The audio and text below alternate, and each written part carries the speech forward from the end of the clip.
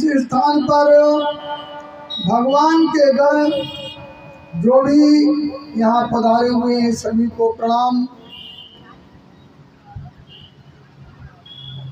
सभी देवी देवताओं के चरणों में प्रणाम। कोट कोट 9 देवियों को प्रणाम करते हुए भगवान की अमृतमयी कथा का रसपान हम सब लोग करेंगे। आइए मंगलाचरण से हम लोग प्रारंभ करते हैं। वर्णानाम अर्थ संघानाम रसानाम छंद सामवेद मंगलानाम चकर्तारो वंदे वाणी विनायको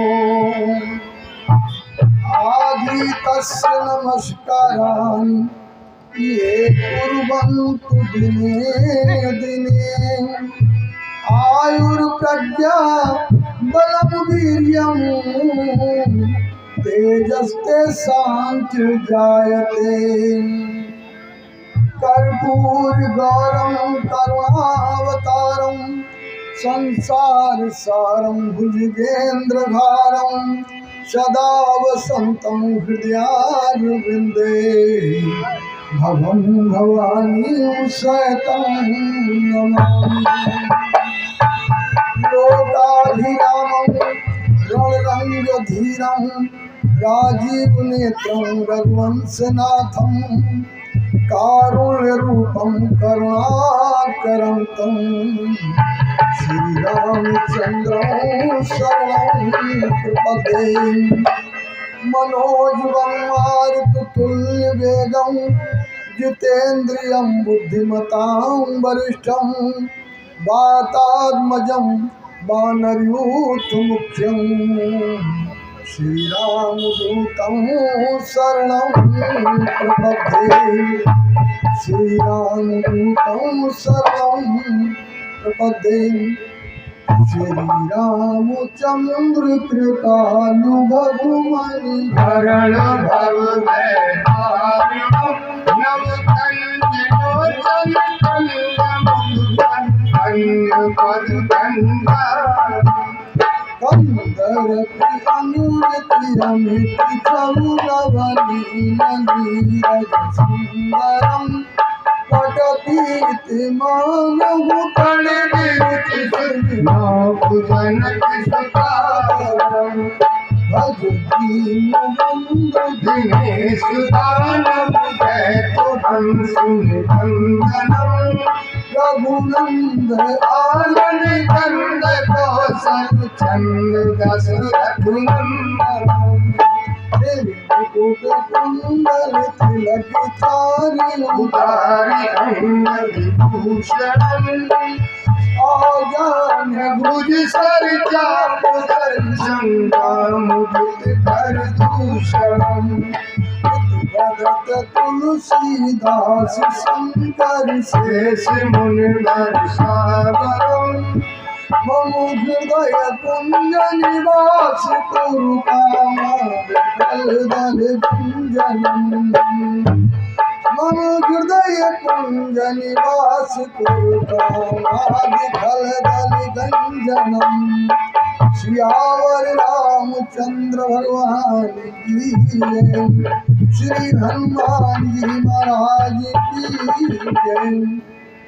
श्री गुरु चरण सरोज रज निज मन मुकुर सुधार हरिनौ रघुबर विमल जसु जो दायक फल चार बुद्धहीन तनु जान के सुमरो पवन कुमार यारे होई हरहु कलेश विकार। श्री राम जय राम श्री राम जय राम जय जय राम श्री राम जय राम जय जय राम मंगल भवनी मंगल गारी प्रभु दशरथ अजिरधारी जय जय गिरिवरी राज किशोरी जय महेश मुख चंद्र कोली जय जय गिरिवर जय महेश मुख चंद्र चकोरी जय मदनाथ गोई गीत मोरा करम सुबेदास मैं तोरा जय मदनाथ गोई गीत मोरा करम सुबेदास मैं तोरा दीन दयाल बिरदु समुमारी हरनाथ मम संकट भारी श्री राम जय राम जय जय राम श्री राम जय राम जय जय राम श्री राम जय राम जय जय राम श्री राम जय राम जय जय राम सागर शिव गिनाई अब माता बरनो बिसद राम गुण गाथा जय जय गिरिवर राज किशोरी जय महेश मुख चंद्र चकोरी जय गरीब सदानंद माता जगत जननी दामिनी बुद्धि दाता सादर शिव गिनाय पद माता वर्णो विशद राम गुण गाथा मंगल भवनीय मंगलधारी योग षोडशी अजिरधारी बोलिए शंकर भगवान की जय बोलिए सदगुरुदेव भगवान की जय बोलिए गोस्वामी जी महाराज की जय ओम नमः पार्वती पतये हर हर महादेव। भगवान जी भोलेनाथ विवाह करके कैलाश पे पहुंच गए। आइए हम सब लोग मानसिक रूप से अब कैलाश पे पहुंचते हैं। कैलाश की कैसी शोभा है, कैसा वर्णन है। गोस्वामी जी लिखते हैं, कहते हैं परम रम्य गिरवर कैलाशु। परम रम्य, एक रम्य होता है, एक परम रम्य होता है। जहाँ पहुँचने के बाद देखिए एक जगह ऐसी होती है जहाँ पहुँचे और दर्शन किए, दर्शन के बाद में हमारा मन करता है चलो घर चलो, थोड़ी देर दर्शन हुए और घर चलने के लिए मन करेगा या नई जगह जाने के लिए मन करेगा। मगर परम रम्य वो जगह होती है जहाँ पहुँचने के लिए हमारा पहुँचने के बाद हमारा मन लग जाए और ऐसा मन लग जाए वहाँ से, वहाँ के वातावरण में, वहाँ की प्रकृति से, वहाँ के सौंदर्य से, वहाँ की मनोरमा से, वहाँ की सुंदर छटा से, वहाँ के जो रहने वाले ऋषि मुनि हैं उनके साथ में, कि हमारा मन करे कि अब यहीं पे बस जाओ, यहीं रहो।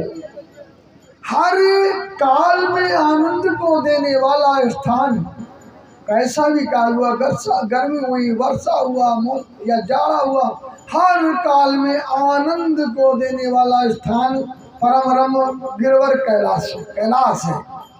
गोस्वामी जी बहुत और कह रहे हैं, गोस्वामी जी कह रहे हैं जहाँ सदा जहाँ शिव उमा निवासु, तो भोलेनाथ कैलाश पे रहते हैं, मस्त रहते हैं, फिर तो कोई आनंद ही नहीं है। और हम सब जानते हैं बारात में गए तो नंगे गए बेचारे, कोई वस्त्र नहीं। अब तो ससुराल से आए हैं और उनके जो ससुर थे हिमांचल, उन्होंने बहुत सारे पहनने के लिए कपड़े दिए हैं, आभूषण दिए हैं, बहुत सारी सुंदर सुंदर वस्तुएं दिए हैं। जितना दहेज में मिलता होगा सब कुछ दिया गया। अब तो कोई कमी नहीं है। हर गिरजा विहार नित्य नयऊ, गोस्वामी जी ने बहुत सुंदर लिखा है। चलिए, परम राम गिरवर कैलासु,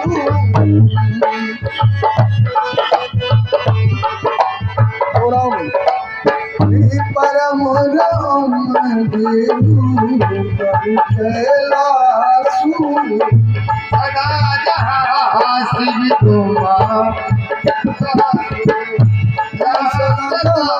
शिव तुम्हारा हरि गिरिजा बिहार नित्य नयऊ, हरि गिरिजा नित्य नयऊ,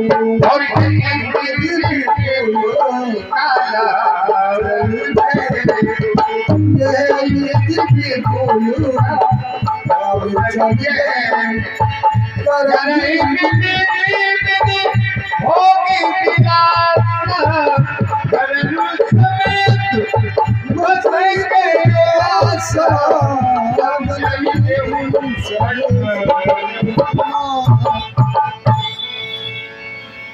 करे विविध विध भोग विलासा। और भैया जब इतना सामान मिला गया शादी में तो कोई रखने के लिए तो मिला है, फिर तो गाड़ी है तो गाड़ी चलाने के लिए है, टीवी है चलाने के लिए, फ्रिज चलाने के लिए, कूलर चलाने के लिए, सब कुछ भोग विलास आनंद हो रहा है। भाई शादी के बाद आनंद नहीं होगा तो होगा क्या भगवान जी। और लंबा समय बीत गया, समय ही पता नहीं चला कितना समय लगा। तो कहते हैं जब लंबा समय बीता तो भगवान की ऐसी लीला कि कह रहे हैं तब जन्म्यो षड बदन कुमारा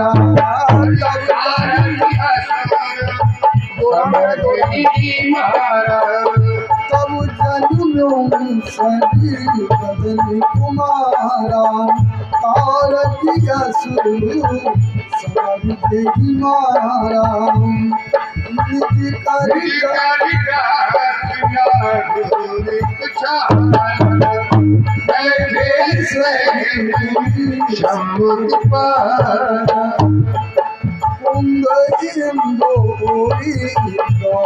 शरीरा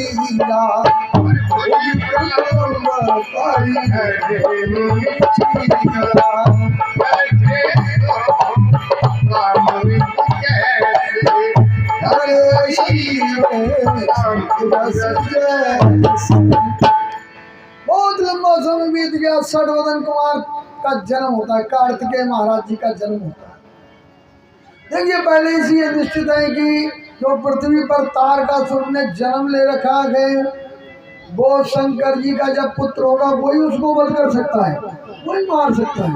दुनिया में किसी की शक्ति नहीं है। और इसीलिए ये सारे सब खेल रचे गए। जो आनंद में रह रहे थे उनकी शादी करा दी गई।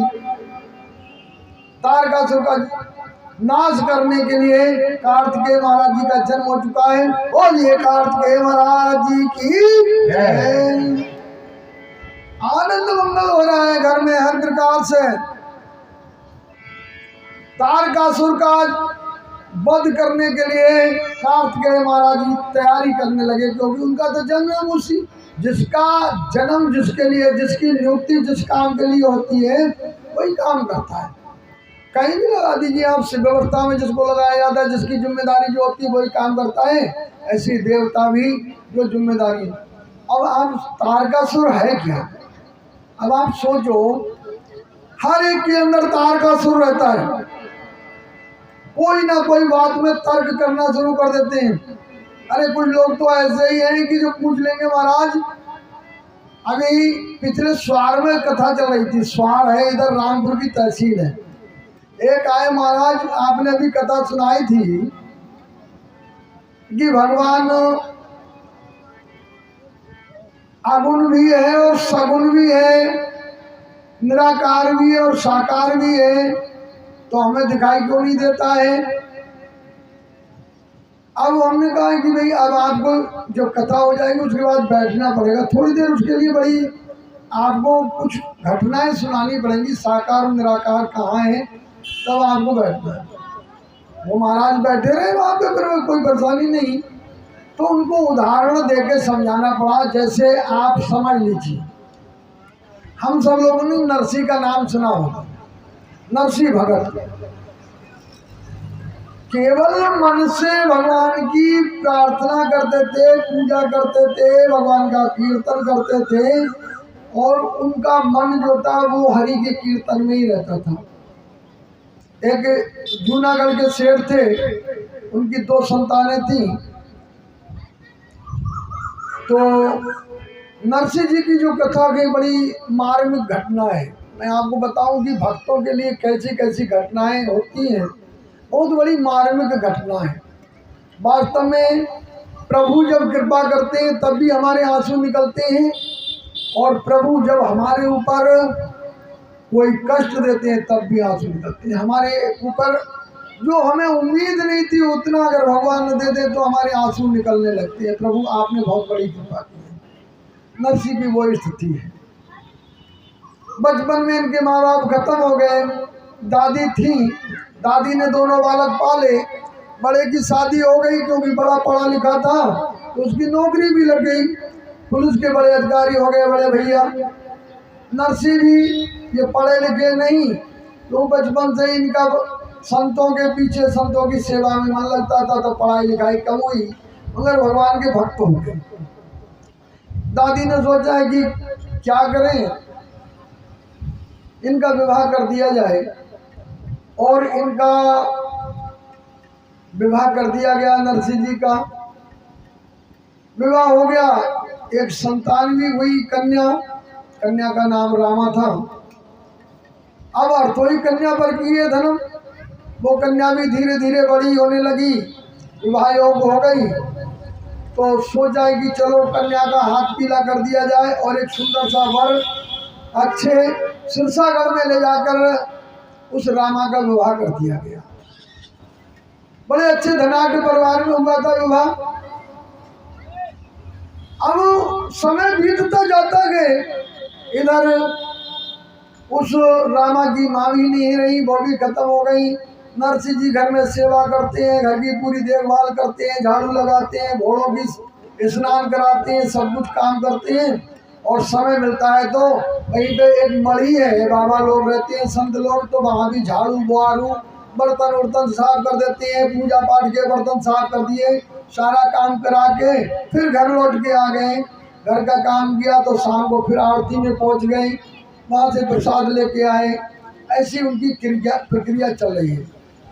अब उनकी माँ भी, जो दादी थी, वो भी नहीं रही। एक दिन की बात, वहीं से आए, पूछने कहने लगे, भाभी जी हमें थोड़ा जल पिला दो, ठंडा ठंडा जल, गर्मी में से आना हो रहा है। वो भाभी इतनी, चल यहाँ से, 1000 गाली देती थी। वहीं पे 4 दिन की सेवा में लगा हुआ, काम नहीं करता है, बिल्कुल खाता रहता है, 10 रोटी खाता है, ऐसे करता है, बाबाओं में घूमता रहता है, कोई काम। चल यहाँ से निकल, तेरा घर में कुछ नहीं। बहुत देर कहा उन्होंने कि मैं सेवा करता रहूँगा, अब ऐसे क्यों मुझे कर रही है, मगर ना, भैया भी आ गया। दोनों ने मार फटकार के नरसी को घर से निकाल दिया। अब नरसी बेचारे जाएगा, सहारा वही मड़ी थी। उसी मंदिर पे पहुंच गए, ठाकुर जी के चरणों में जाके अपना माथा टेक दिया, महाराज अब तो आप ही सहारे हैं, हमारी लाज को आपको ही रखनी है। मगर उनके पास में ना तो कोई धन है, ना दौलत है, ना कोई रुपया है, ना पैसा है, कुछ नहीं, बिल्कुल खाली हाथ विदा कर दिया घर से। समय की बात क्या होती है कि बेटी भी, जो उनकी देवती थी रामा, वो भी सयानी हो गई, विवाह की तैयारी उसकी भी हो रही है। इधर रामा के विवाह की तैयारी हो रही है। जब 1 सप्ताह बचा तो रामा के जो ससुर थे, तो उन्होंने सोचा कि पता तो उनको भी था नरसी गरीब हो गए हैं, मगर करें क्या। तो अपने बेटे को बुलाया, बेटा ऐसा देखो, मुझे पता है कि इस समय तुम्हारे ससुर बहुत गरीब हो गए हैं, कुछ लाने लायक स्थिति में नहीं है, मगर ऐसा करो, देखो अगर चिट्ठी नहीं भेजोगे तब भी गलत बात है। गरीब अमीर होना चीज़ अलग है, लाना ना लाना चीज़ अलग है, ये सब अलग अलग चीज़ हैं, मगर चिट्ठी तो हमें भेजनी पड़ेगी, ये हमारा नियम है। तो पंडित जी को बुलाया गया और पंडित जी से कहा, पंडित जी चिट्ठी लिखो। तो वो रामा के ससुर बैठ गए, बोले देखो लाना तो कुछ है नहीं, मगर जो चिट्ठी की परंपरा है, हमारी बहुत पुरानी परंपरा रही है सेठ घरों वाली, कि क्या क्या लाना है, क्या क्या लाना है, क्या क्या लाना है, वो सब लिखाना उन्होंने शुरू कर दिया। कि पूरे गांव को कपड़े आने चाहिए, पूरे गांव के लोगों को कुछ ना कुछ श्रृंगार का सामान आना चाहिए, कुंडल आने चाहिए, बिंदु आना चाहिए, झुमकी आनी चाहिए, सारा सामान लिखवाते जा रहे हैं। इतने मन अनाज चाहिए, इतने मन दाल चाहिए, इतने मन मेवे चाहिए, इतना सब कुछ चाहिए, यहाँ तक कि बैलों के लिए भी, जो गांव के बैल थे उनके लिए भी झूले चाहिए। बहुत कुछ लिखवाया भैया। और जिस समय चिट्ठी लिखी जा रही थी तो रामा की वाल की आड़ में ये सब सुन रही थी, उसके आंसू निकल रहे हैं। मेरे पिताजी इतना ये सब चिट्ठी को पढ़ेंगे तो क्या हाल होगी। मेरी माँ तो चली गई, असमय चली गई, मेरे पिताजी भी चिट्ठी पढ़ेंगे तो प्राण त्याग देंगे। अपने पति को इशारा करके बुलाया, कहा देखो बाबूजी से कह दो ये ऐसी चिट्ठी ना लिखवाएं। मेरे पिताजी भी अगर इस चिट्ठी को पढ़ेंगे तो जिंदा नहीं रह सकते। केवल मेरा एक ही सहारा है, ऐसे ही चिट्ठी भेज दो, सूचना भेज दो, मेरे दरवाजे पे आकर मेरे पट्टे पे आके खड़े हो जाएं मेरे पिताजी, तो निश्चित ही मैं अपने जीवन को धन मानूंगी। उन्हें कैसे भी करो, इन्हें समझाओ ये चिट्ठी मत जाने दो। तो उसने कहा मैंने तो बहुत समझाया, मान नहीं रहे हैं। उसने फिर कहा पिताजी क्या करोगे, खाली गरीब आदमी की मजाक बनेगी, यहाँ से इतनी बड़ी चिट्ठी जाएगी, छोड़ो। बोले देखो ये सगुन की चिट्ठी है, ऐसे रोकते नहीं है, जाने दो चिट्ठी। लिख गई चिट्ठी। नाई को बुलाया, कहा भैया ले जाओ चिट्ठी ये जूनागढ़ को। नाई आया, नाई को इशारे से रामा ने पास में बुलाया, कहा भैया ठाकुर साहब आप जब जाओ तो आप मेरे पिताजी से कह देना कि चिट्ठी में जो कुछ लिखा है कोई बात नहीं, मैं ये सारी व्यवस्था यहाँ पे कर रहा हूँ, कोई कमी नहीं। आप मेरे दरवाजे पे खाली हाथ आ जाना, मगर आना चाहिए। ये आ गया, उनसे आग्रह कर देना, मेरा प्रणाम कर देना पिताजी को। नाई वहां से चलता है, शिवसागर से नाई चला जूनागढ़ के लिए। जूनागढ़ में जैसे ही पहुंचा, किनारे से लोगों से पूछा भैया हमें नरसी सेठ के यहाँ जाना है। लोगों ने उनके भैया का मकान बता दिया, नरसी सेठ का तो नहीं, बोले वही है मकान। ये पहुंच गया नाई उसके यहाँ पे पहुंचा, बोले भैया नरसी सेठ का घर यही है। भैया निकल के आया, बोले तू कौन है। बोले मैं उनकी देवती की शादी है, उसकी चिट्ठी लेके आया हूँ भात की। बोले अच्छा नाई है। दो चार उसे खरी खोटी सुनाई, बोले निकल ले यहाँ से, फूट ले यहाँ से, यहाँ कोई नरसी नहीं रहता है। गाली सुनी, फटकार सुनी और वो बेचारा वहां से निकल लिया। मुंह नीचा करके थोड़ी दूर आगे बढ़ा तो देखा एक बूढ़े सज्जन आ रहे थे। उसने कहा भैया नरसी सेठ का घर किधर है। उस बूढ़े की आंखों में आंसू आ गए। बोले देखो भैया तुम्हारी बात तो सही है, पहले तो बहुत सेठ थे, बहुत धन था, अभी थोड़े दिन से इनके भैया ने अलग कर दिया, निर्धन हो गए, गरीब हो गए। वो सामने चले जाओ, वो मंदिर के वहां पर वो मिलेंगे आपको भगवान का भजन करते हुए। बोले देखो भैया मुझे नरसी गरीब से निर्धन से नहीं मिला, मुझे नरसी सेठ से मिला। बोले भी क्या बताऊं, मैं यही तो कह रहा था, बहुत सेठ थे आज गरीब हो गए। समय पद्धति बदलती रहती है। अच्छे अच्छे लोगों की बहुत बहुत बड़े धनाढ्य लोग हैं, निर्धन हो जाती हैं। ये तो ईश्वर की कृपा है। ईश्वर की कृपा जब जिस पे बरसती है तो वो कहते हैं कि मूकम करो द्वाचारम पंगुलम यते गिरम। जो गूंगा होता है वो भी बोलने लगता है, लंगड़ा भी आकाश पे पहाड़ पे चढ़ जाता है। ये तो भगवान की कृपा के आज गरीब हो गए हैं। और वो वहां पे पहुंचे और उस दिन एकादशी का दिन था। देखिए आज भी एकादशी व्रत रहा जा रहा है, कल भी हो गई और आज भी उदयातिथि मानी जाती है।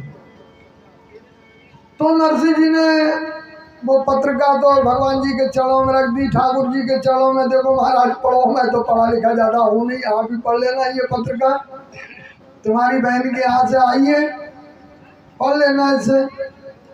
नरसिंह तो पूछने लगा ठाकुर जी यहाँ की चौधरी साहब क्या, बोले क्या आज एकादशी व्रत तो नहीं है। अब नाई ना तो इधर से हूँ कर रहा है, ना हाँ कर रहा है, ना सिर हिला रहा है, ना इधर कर रहा है। उसे लग रहा है कि मैं अगर कह दूँ व्रत है तो कौन से तू टूटी की पूरी खिला देगा, कौन से पंचमेवा खिला देगा मुझे। कोई तेरे पास तो है नहीं, और मैं कह दूं व्रत नहीं है तो कौन से 56 भोग खिला देगा मुझे? उसके मन में विचार आ गया। अब आप देखिए, उसके मन में विचार आ रहा है 56 भोग का। तो बोले, उसने कह दिया कि व्रत तो नहीं है, सिर मन में सोचने के बाद। तो बोला तो भैया बैठो थोड़ी देर, मैं अभी आपकी व्यवस्था करता हूँ। तुरंत गया, उसे जल पिलाने के बाद में पड़ोसी का खेत था, उसमें बथुआ खड़ा हुआ था। पड़ोसी से पूछने गया, भैया मैं तुम्हारे खेत से बथुआ तोड़ लाऊं?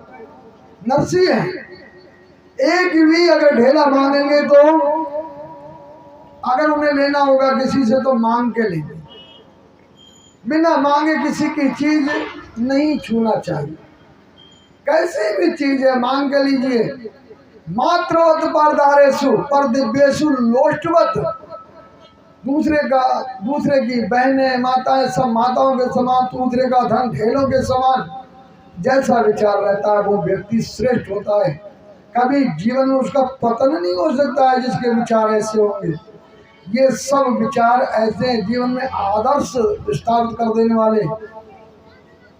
नरसिंह जी ने मांगा बथुआ और तोड़ के लाए, सोचे इसको कहाँ मैं तैयार करूं।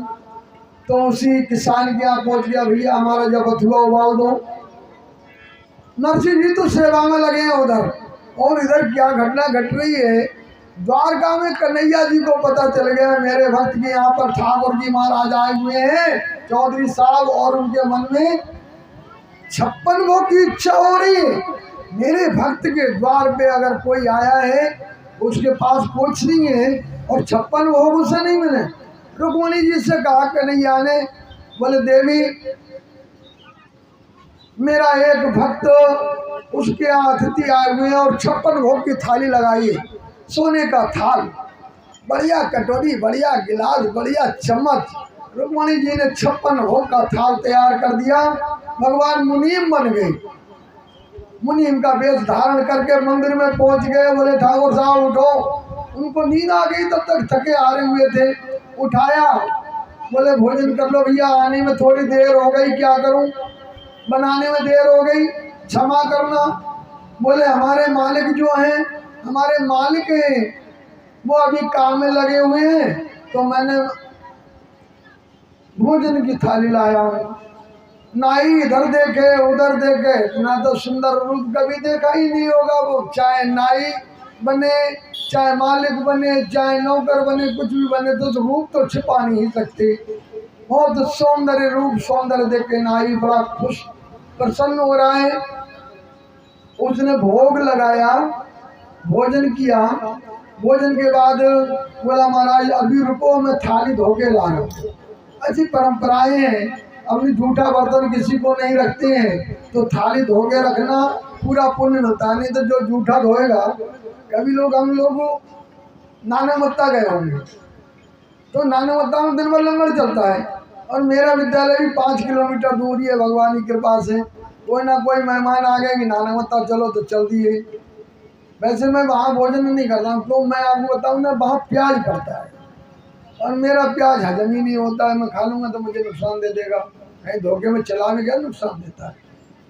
तो लोग भोजन करते हैं, मगर वहाँ जब थाली आप लेके आओगे तो आपकी थाली रास्ते में पकड़ लेंगे, वहाँ कई लोग लगे हुए हैं, आपको धोने नहीं देंगे।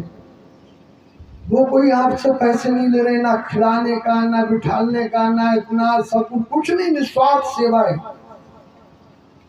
और वो सेवा में किसी के पास कमी नहीं है, इतना बड़ा सब उनके पास भंडार है। ये उनकी सब भंडारा कौन पूरा करते होंगे? भगवान ही तो पूरा करते होंगे। कभी कमी नहीं आ रही, कितने भी लोग आ जाए वहाँ तो देखते 4-4 गाड़ी भर के इकट्ठी आ जाती है, कभी कमी नहीं होती है। नरसिंह जी के यहाँ जब उसने भोजन किया नाई ने, तो भगवान ने कहा भैया देखो हमारे यहाँ की परंपरा है, हमारे यहाँ से जो बर्तन निकल के बाहर आ जाते हैं वो कभी चौका में नहीं जाते, ये बर्तन आप चाहो तो रख सकते हो। नाई तो सोचने लगा, ना तो कभी ऐसी दक्षिणा मिली, ना भविष्य में मिलेगी। ये तो सोने के थाल, सोने की कटोरी, सोने के गिलास, सोने के चम्मच।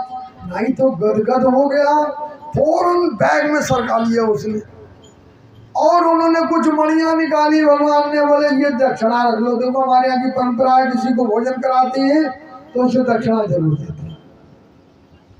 कुछ लोग सामान्य भाषा में कहते थे कि दांत घिसाई होती है, वो जरूर देना है। तो कुछ मणियां थी। भगवान से हमने कहा उससे, देखो भाई हमारे सेठ जी आजकल ना तो कोई पैसा छूटते हैं, ये सब हम ही को देना पड़ रहा है, हम उनके नौकर हैं मुनीम हैं। अब भगवान तो चले गए थाली दे के। नाई भी जब पेट भर गया, 56 प्रकार के व्यंजन मिल गए उसे, तो उसने भी बिल्कुल नींद का छक्का लगा दिया। ऐसी गहरी नींद में सो गया। थोड़ी देर बाद बथुआ उबाल के नरसिंह जी आ गए। नरसिंह जी ने देखा सो रहा है तो बथुआ ढक के बैठ गए। थोड़ी देर बाद आँख खुलेगी, भूखा है, नींद आ रही बेचारे को। उन्हें क्या मालूम कौन सी घटना घट गई, भूखा है, नींद आ रही है। नरसिंह जी बड़ी देर इंतजार करते रहे, नहीं उठा। तो एक बार उसने करवट लिया इधर से उधर। उसने करवट में आदमी थोड़ा जगता है, थोड़ा उसकी निद्रा टूटती है, तो ऐसे ही हाथ लगाया, भैया उठो, बहुत देर हो गई, विलम्ब हो गया, क्षमा करना, आपको बहुत भूख लगी होगी, बहुत दूर से आए हो, किसी ने पानी को भी नहीं पूछा होगा। नहीं कह रहे महाराज हमने तो भोजन कर लिया। बोले कैसे किसने करा दिया? बोले देखो अभी तुम्हारे मन में मुनीम आए थे, ये सब बर्तन है और ये मणियां दिखाए उसने। नरसिंह जी का बथुआ छूट गया भैया, पछाड़ खा के गिर पड़े नरसिंह। बोले कन्हैया मेरे लिए नौकर, मेरे लिए इतना बड़ा मेरे ऊपर, वैसे ही जिंदगी में इतना बोझ मेरे सिर पे लदा हुआ है, मैं बोझ नहीं उतार पा रहा हूँ। कन्हैया तुमने तो मेरे ऊपर इतना बड़ा बोझ लाद दिया, प्रभु कैसे उतारूंगा? विवाह की पत्रिका आई थी, नाई को विदा किया गया। कन्हैया के मंदिर में ले गए, फिर ले जाके कन्हैया के मंदिर से उठाई पत्रिका, भैया के पास गए। बोले भैया मेरी बेटी की देवती की शादी है, भात भरना है। अपने पड़ोसियों के रिश्तेदारों के पास गए, सगे संबंधियों के पास गए, सबने फटकार दिया। बोले जा अपने कन्हैया से कहना, देखें कितनी बड़ी पावर है तेरे कन्हैया की, भात वही भरेगा, चल निकल यहाँ से, फूट ले। जब दुनिया की ठोकर व्यक्ति को लगती है तो वो दुनिया की जिसको ठोकर लग जाएगी वो जाके दौड़ेगा तो कन्हैया की ओर। दुनिया के सताए लोग यहाँ सीने से लगाए जाते हैं। कन्हैया के मंदिर में गए, कहने लगे कन्हैया अब तो मेरी लाज तुम्हारे ही हाथों में, अब तो मेरा कुछ नहीं हो सकता। कन्हैया ने भगवान की अर्जी लगा दी। उन्होंने कहा भैया अब तो भात आपको ही भरना है। कन्हैया जी का उनको तुरंत कहने स्वप्न हुआ। देखिए जो स्वप्न होते हैं कुछ, उन्होंने कहा प्रभु नरसिंह जी आप भात की तैयारी करिए, पहुंचिए और मैं भात भरने के लिए आ रहा हूँ। सुबह उठे, वो अगले ही दिन शादी थी, कोई गांव से जाने को तैयार नहीं। पड़ोस में ही 7-8 अंधे रहते थे, एक मणि थी, तो वो सब अंधे इकट्ठे हुए थे। सब जितने होते जाए वहीं पे इकट्ठे होते जाए। 7-8 अंधे बाबा थे, उनके पास गए। बाबा जी जो उनके थे उनसे कहा, बोले महाराज हमारे साथ कोई जाने वाला नहीं, अपने बाबा लोगों को भेजो, कुछ भीड़ भारी हो जाएगी। बोले ले जाओ, इनका कौन सा काम है, ये तो खाली यहीं पे रोटी तोड़ रहे। एक किसान के यहाँ जो मित्र था उसके यहाँ गए, बोले भैया बैलगाड़ी दे दो अपनी, भात भरने जाना है। बोले ले जाओ, बैल बहुत कमजोर है। कोई बात नहीं, धीरे धीरे बैठे चले जाएंगे। जोड़ दी गाड़ी, गाड़ी भी बिल्कुल राम की सुधारी थी। अगले थोड़ी बड़ी बाबा जी चले, किसी ने खरताल रख ली, किसी ने मजीरा रख लिया, किसी ने झुंझुना रख लिया, किसी ने थोड़ा खल्ला रख लिया। कुछ नहीं बजाने को मिला तो प्लेट रख ली और वहीं से कीर्तन शुरू कर दिया। बड़ी रोचक घटना है। एक समय की बात हम बताएं कि बारात में जा रहे थे, महिपाल भी थे और मथुरा प्रसाद प्रधान जी थे। हम लोगों ने ढोलक ली बरेली से, हमारे पास ढोलक भी नहीं थी, वो लंबा समय। और उस समय रोड पे बसें बहुत कम चलती थी, आधा एक एक घंटा इंतजार करते थे, बस वाले बैठाते थे, कहते हम पहले 20 रुपये की सवारी बैठा लेंगे, तब भुताकी बैठा लेंगे, पहले 20 रुपये की बैठा लेंगे। इंतजार में खड़े रहते थे। तो हम लोगों ने सोचा चलो ढोलक तो है ही, एक बुग्गी मिली, वो भी बुग्गी थी भट्टे वाली। भट्टे वाली बुग्गी आप जानते ही, नीचे पल्ली उसने बिछा ली, वो तो बिछा दी, नहीं तो वो भी नहीं थी। मंत्रा प्रसाद प्रधान जी बड़े बढ़िया आदमी थे, बोले महिपाल बजाओ ढोलक, चलने दो गाड़ी। वहीं बरेली से ढोलक शुरू हो गई, तो फिर गाते हुए और पहुंच गए वहीं पे बरात में। अब वो बरात महिपाल जी को याद होगी, भगवान की कृपा ऐसी रही है। वास्तव में ये नरसिंह जी का घाट चल रहा था उस समय। 7-8 बड़े बाबा बैठा लिए, गाड़ी लेके चले। थोड़ी दूर पड़ी, एक गड्ढा बड़ा, गाड़ी धाड़ से बोली नीचे, बैल भी बैठ गए, गाड़ी भी बैठ गई नीचे। नरसिंह जी उतरे, बाबा जी से कहा देखो उतरो तो जरा धक्का लगाओ। देखे तो ना बैल उठ रहे ना गाड़ी उठ रही है, बड़ी देरी बहुत कोशिश कर दी, दुखी हो गए। बोले अब रात को हाथ भरना है, कैसे पहुंचेंगे, मेरी बेटी भूखी बैठी होगी, पिताजी के इंतजार, मेरे पिताजी आएंगे, भूखी प्यासी बैठी होगी बेचारी। भगवान का ध्यान करने लगे। भगवान ने भी सोचा यार मेरा भक्त बड़ा परेशान। भगवान भी अपने भक्त की सहायता करने के लिए कैसे कैसे वेश बना लेते हैं। अब आप कल्पना करके देखिए, भगवान उनकी सहायता करने के लिए पहुंच गए और बढ़ई का वेश बना लिया। बोले महाराज क्या परेशानी है? बोले भैया तुम, बोले परेशानी थी, परेशानी है कुछ ही नहीं हो रहा, ना तो बैल उठ रहे हैं ना गाड़ी उठ रही है, जाए कैसे, ना छोड़ के जा सकते हैं, अकेले भी चले जाएं तो ये हमारे संग में जो लोग हैं ये चल नहीं सकते, इनको एक को हाथ पकड़ लूंगा, दो का पकड़ लूंगा, ये 7-7 8-8 का कहाँ से पकड़ लूंगा, सब सहारे पे चलने वाले हैं। बोले देखे जरा तुम्हारी गाड़ी में हुआ क्या है? बोले तू करता क्या है? बोले मैं काम तो सब कर लेता हूँ, मेरी जब मर्जी, तो जैसा मौका मिलता है सब काम कर लेता हूँ। आइए एक भजन के माध्यम से सुनती हैं, लोग लाज तज सभी काज मैंने बैकुंठों विसरायो। भगवान बड़ी अपनी जीवन की लीला को बताते हैं, कैसे कैसे भक्तों ने मुझे अपने बस में कर रखा और मैंने भक्तों की कैसे कैसे सेवा की है।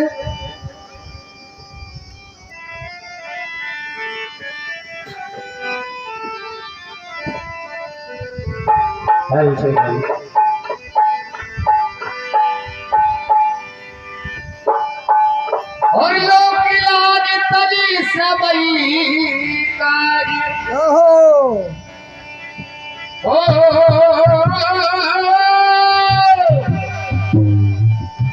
लोग लाज तजी सबई काज, मैंने बैकुंठ बिसरायो।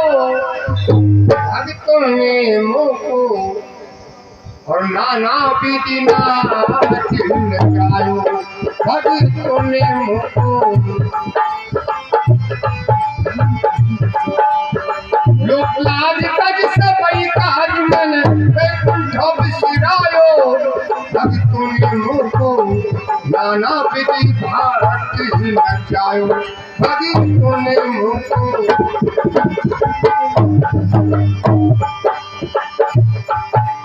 भजन पुकार कभी दारुण विसार जाए, ग्राहक संहार सुनी प्रेम की पुकार। कोई द्रौपदी बेचारी अब आओ मेरी धारी मोई, आज तुम्हारी और जाओ का द्वार।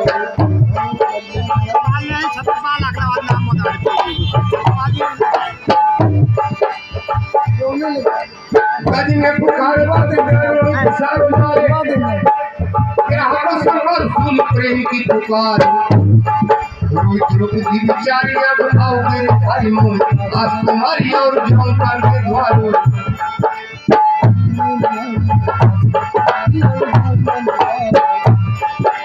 सुनी ढेर नाल करी ढेर मन हो, सुनी ढेर नाल करी ढेर मन, तुरते चीर बढ़ायो। अभी तुम्हें मोको नाना विधि नाच नचायो। अभी तुम्हें मोको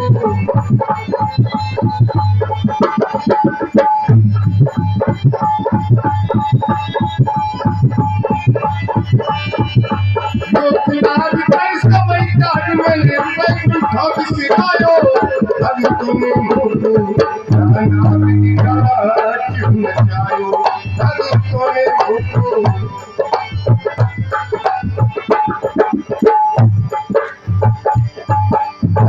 को बिलानी तारी दीनी राजधानी मेरी माया है बचन मुझसे मिलो अभी असलो नाम तेरे न बुलायो बाबू छप्पर छवाई मुंह बनाई लियो अमृत कलश।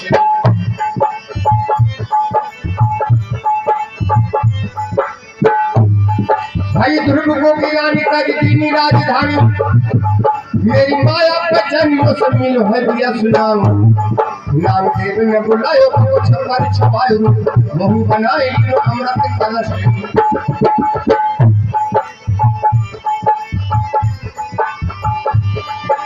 देवन सुधा पिलाए प्रेम को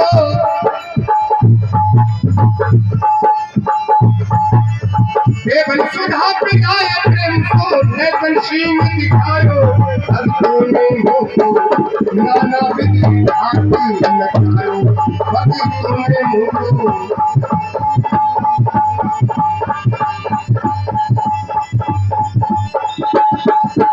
देवन सुधा पिलाए प्रेम को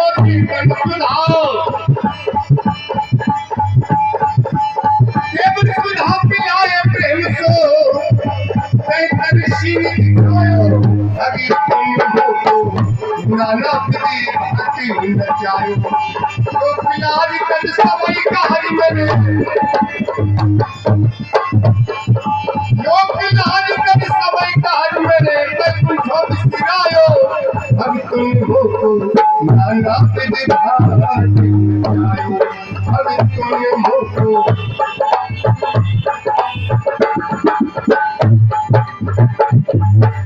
नरसी भगत का सावरिया शेष बनो और भात बनाए तब लाज राखी उनकी प्रहलाद ने पुकारो नरसिंह को धरो सबिलारो तब सुध मूल कंठी।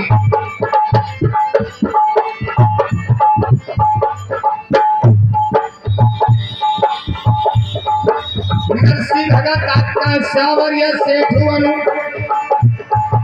नरसी भगत का सावरिया शेष बनो और भात बनाए तब लाज राखी भूखी प्रहलाद ने पुकारो नरसिंह को धरो सबिलारो तब सुध मूल कंठी।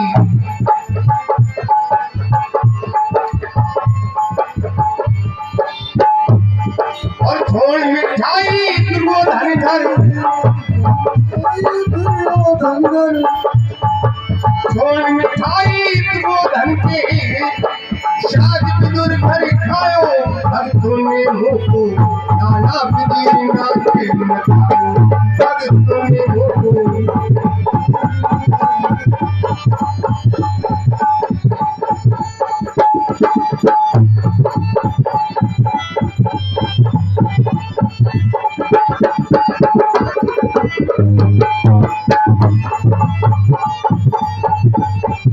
छोड़ मिठाई दुर्योधन का छोड़ मिठाई दुर्योधन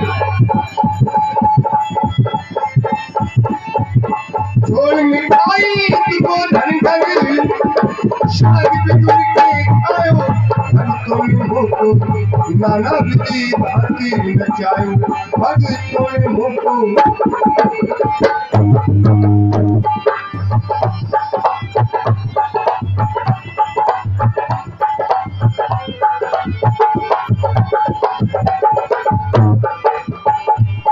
कहीं शस्त्र उठाऊं रण छोड़ भाग जाऊं कहीं पिटके निभाऊं कहीं भीख मांग जाऊं पावन को धार जाए पहुंची बल घाट पगों में तीन लोग नाप लिए जाए।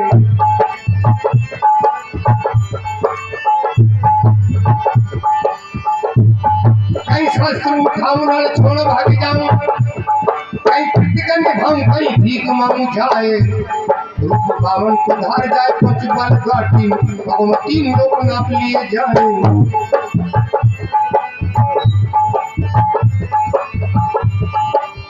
महाभारत में अर्जुन के संग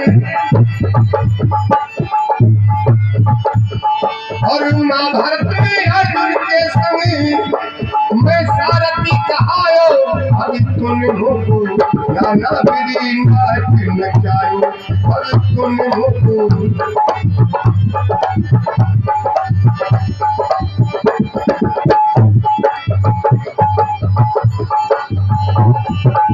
महाभारत में अर्जुन के समय मैं सारथी कहायो भग तुम हो नाना विधि भांति नचायो भग तुम हो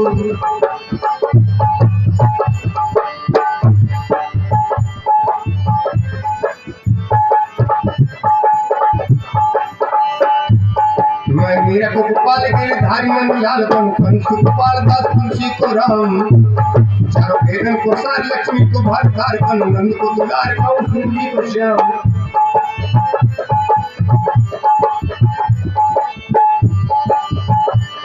मैं मेरा को गोपाल के धारी मन लाल बन कंस गोपाल दास तुलसी को राम सब वेदन को सार लक्ष्मी को भारतार कन नंद को दुलार कौ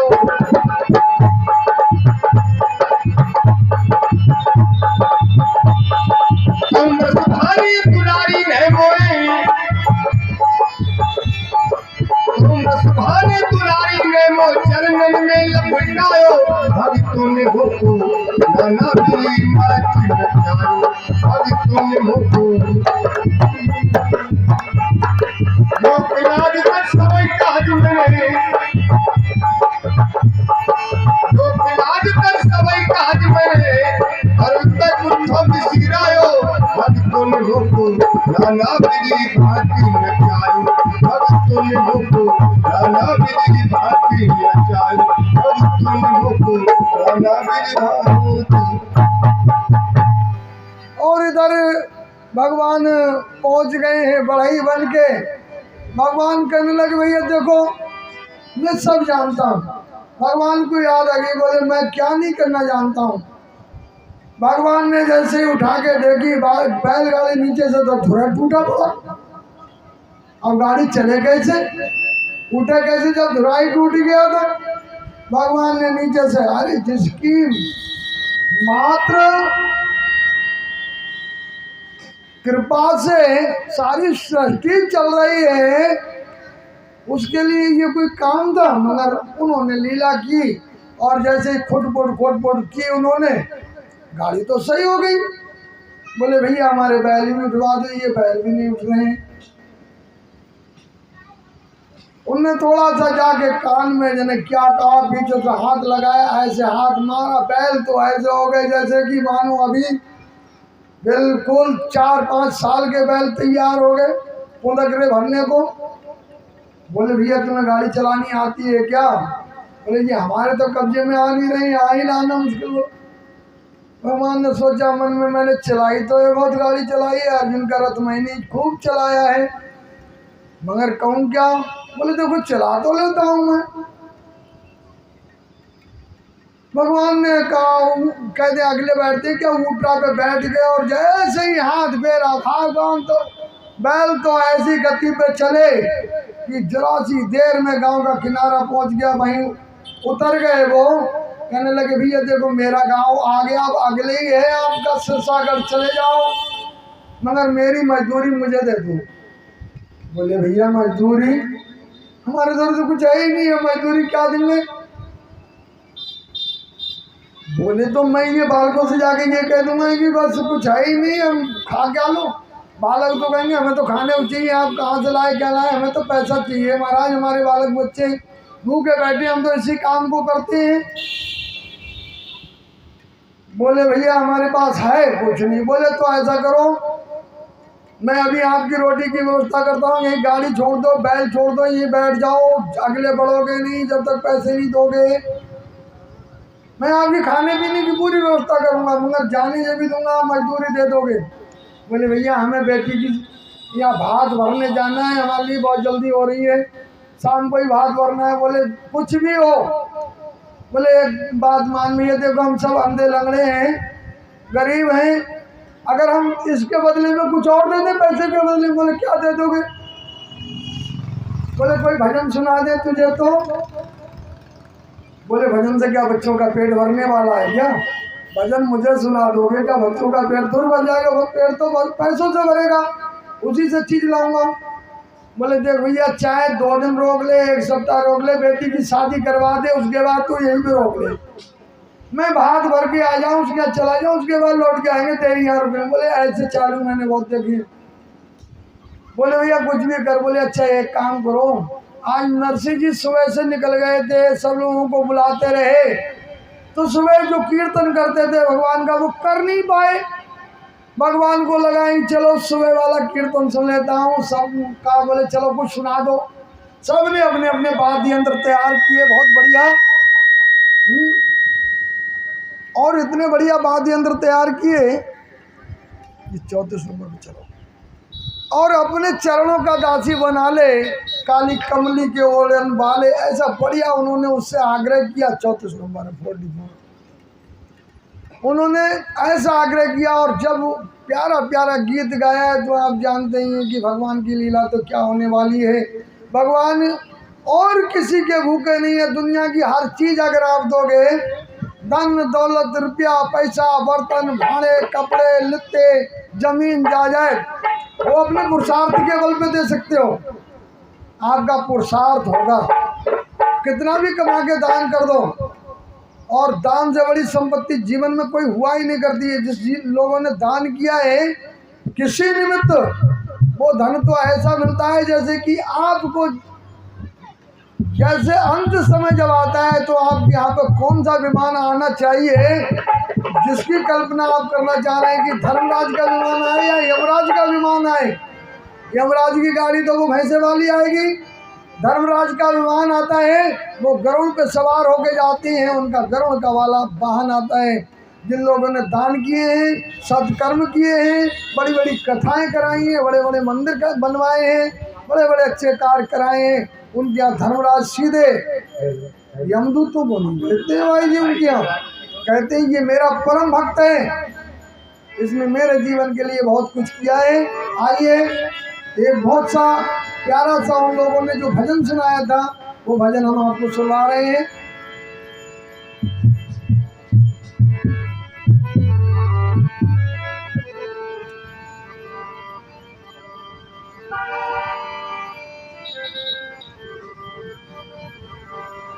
और अपने चरणों का दास बना ले,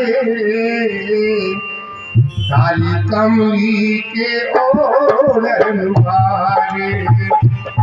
अपने चरणों का दास बना ले, काली कमली के ओढ़न।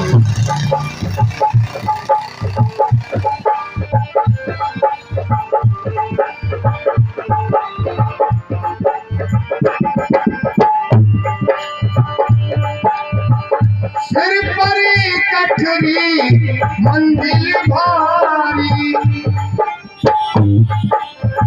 सिर पर कठरी मंजिल भारी, चलत चलत में झुकी अंधियारी।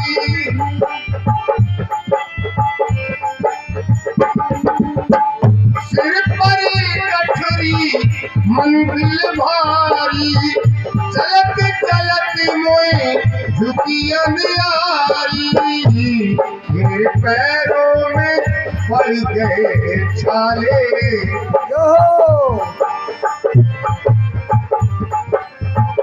और मेरे पैरों में पड़ गए छाले, काली कमली के ओढ़न वाले। मेरे पैरों में पड़ गए छाले, काली कमली के ओढ़न।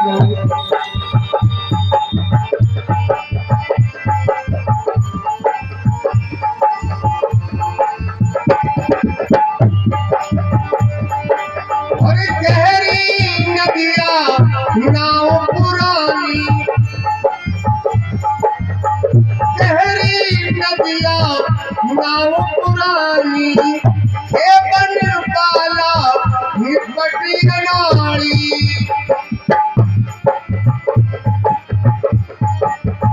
गहरी नदियाँ नाव पुरानी, बन हारा पटिया नारी मेरी नैया को पार लगा दे। अली और मेरी नैया को पार लगा दे। तारी कमली की ओर आगे अपने चरणों का दास बना ले।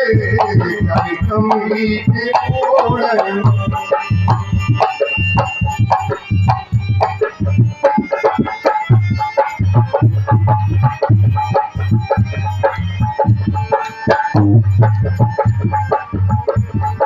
चरणों का दास बना ले।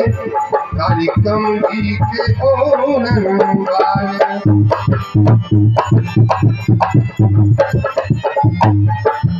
मेरे प्रभु का यही पता है। मेरे प्रभु का यही पता है। सावरी सूरत बाकी अदा है। मेरे प्रभु का यही पता है। सावरी सूरत बाकी अदा है। उनसे सुनते हैं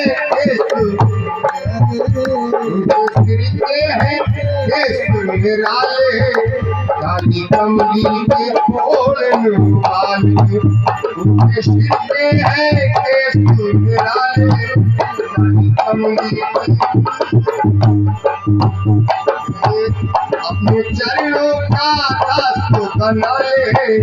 तारी कमली के ओढ़ने वाले अपने चरणों का दास बना ले। तारी कमली के ओढ़ने वृंदावन बिहारी लाल की जय। और इधर बढ़िया सा सुंदर सा भजन सुनाया। भगवान जी प्रसन्न हो गए। बोले भैया देखो अब आप लोग जाओ और मैं अपने घर जाता हूँ। इधर ये लोग सिरसागढ़ को चल देते हैं। भगवान ने अपने सचिवों से कहा, बोले भैया सजाओ, अपने अपने वाहन तैयार करो और ये माल टाल सब पूरी पत्रिका मंगा ली। जितना लिखा था उससे और सवाया डेढ़ा भरवाया। बोले भर लो भैया जितना भर सकते हो। गाड़ी तैयार हो गई। इधर नरसिंह जी पहुंचते हैं तो देखा कि बिल्कुल चले आए। तो कहाँ पे रोका जाए उन्हें? जहाँ पे और लोग बड़े बड़े लोग ठहरे थे वहाँ तो जहाँ गौशाला थी, जहाँ गायें रहती थी, बोले भाई वहाँ पे जरा इन्हें टिका दो, साधु लोग हैं। उस गौशाला में वहाँ पे टिका दिया गया। इधर भात भरने का नंबर आता है। कन्हैया पहुँच जाते हैं रामा के द्वार पे। कहते हैं बहन आ जाओ, बुला लो जिसको भात पहनाना है। अपने ससुर को बुला लो किसको पहनाना है और कैसा भात पहनाया है। सब आप लोग ना तो ऐसा भात किसी ने पहनाया है अब तक और ना कहीं कभी पहना पाएगा। ऐसा भात नरसिंह का पहनाया भगवान ने।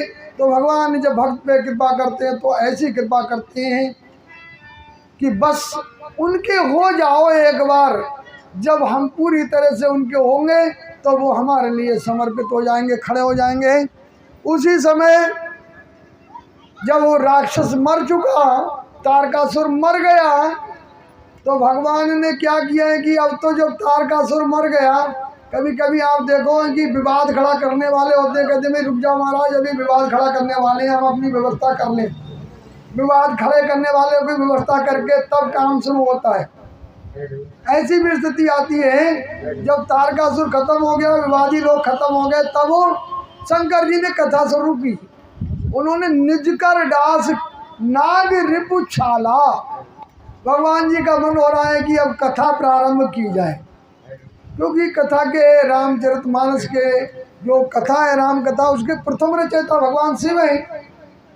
बढ़िया उन्होंने आसन बिछाया, मृगशाला बिछाई और उस पर बैठ गए। और होता क्या है, बैठे सही जय शंभु कृपाला, बैठ गए। कोई इंतजार नहीं किया कोई भक्त आएगा, सुनने वाले आएंगे, श्रोता आ जाए तब शुरू करें। और आ जाएं, बड़े बड़े अतिथि आ जाएं, दीप प्रज्वलन करने वाले आ जाएं, माला पहनने वाले आ जाएं, तब शुरू करें। नहीं, भगवान जी कहना चाहते हैं भैया ये जो कथा है ये किसी का इंतजार मत करिए। कथा जब आपको कहने की इच्छा हो रही है तो कह डालो, और जब कहना शुरू करोगे तो श्रोता तो आ ही जाएंगे। एक आध श्रोता जरूर बना के रखना। तो उन्हें पता था एक श्रोता मेरे यहाँ, आवाज कम कर, उन्हें पता है एक श्रोता मेरे पास में है, एक श्रोता मेरे पास है। और जैसे शंकर जी आसन बिछाकर बैठे तो देखते क्या है, बहुत सुंदर सा रूप है भगवान जी का, कोई सामान्य रूप जरूर, बहुत गौर वर्ण के भगवान, सिर्फ काले वर्ण के नहीं है। वो तो काला उन्हें अभी प्रेतों ने कर दिया था, राख मलमला के, अब तो शैम्पू वम्पू लगा के, साबुन लगा के बढ़िया वाला, अब तो शादी में बढ़िया बढ़िया माल मिलाता ना। बिल्कुल लगभग शादी को 30-35 साल बीत चुके, क्योंकि राक्षस भी मर गया होगा ना। अरे 2-4 साल बाद बालक हुआ होगा, 17-18 साल 20 साल में राक्षस को मारा होगा, तो 25-30 साल हो गए। अब बहुत लंबे समय के बाद आज भगवान जी तो देखते क्या है, पार्वती भले वो सर जानी,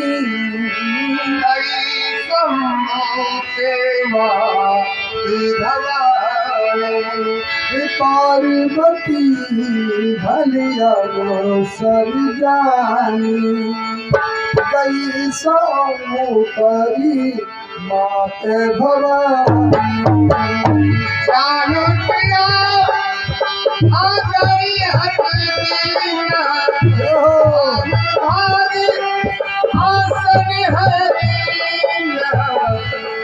पार्वती भले अवसर जानी।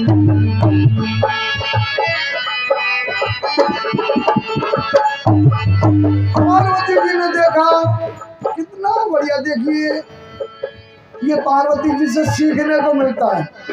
पार्वती जी हमें सिखा रही हैं, जब हमारा विवाह हो जाए, पति हो जाए, हम दो हो जाए, पति पत्नी दो हो जाए, तो हमें जीवन में कैसे रहना चाहिए।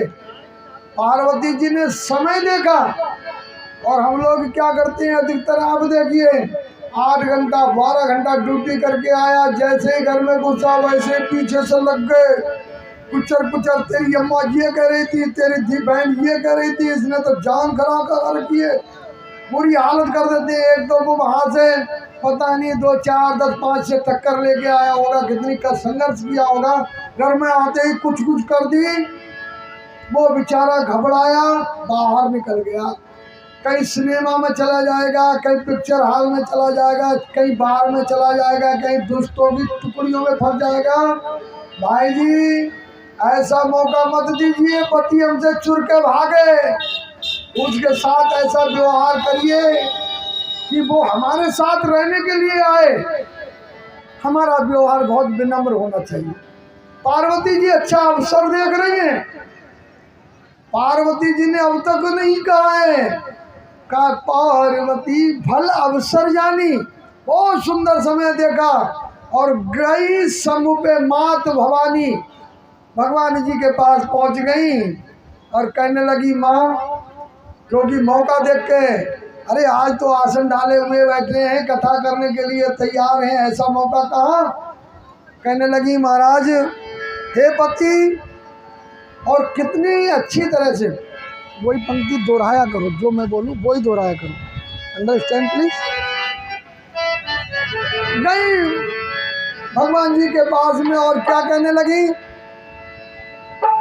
कथा जो सकल लोक हितकारी, कथा जो सकल लोक हितकारी, कोई पूछनी चाहिए,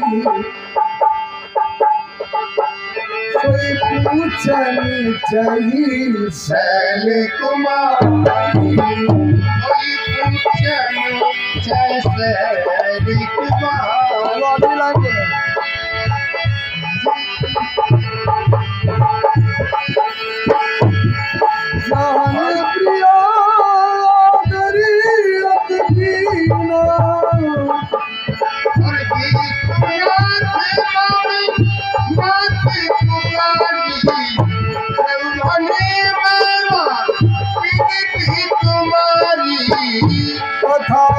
सकल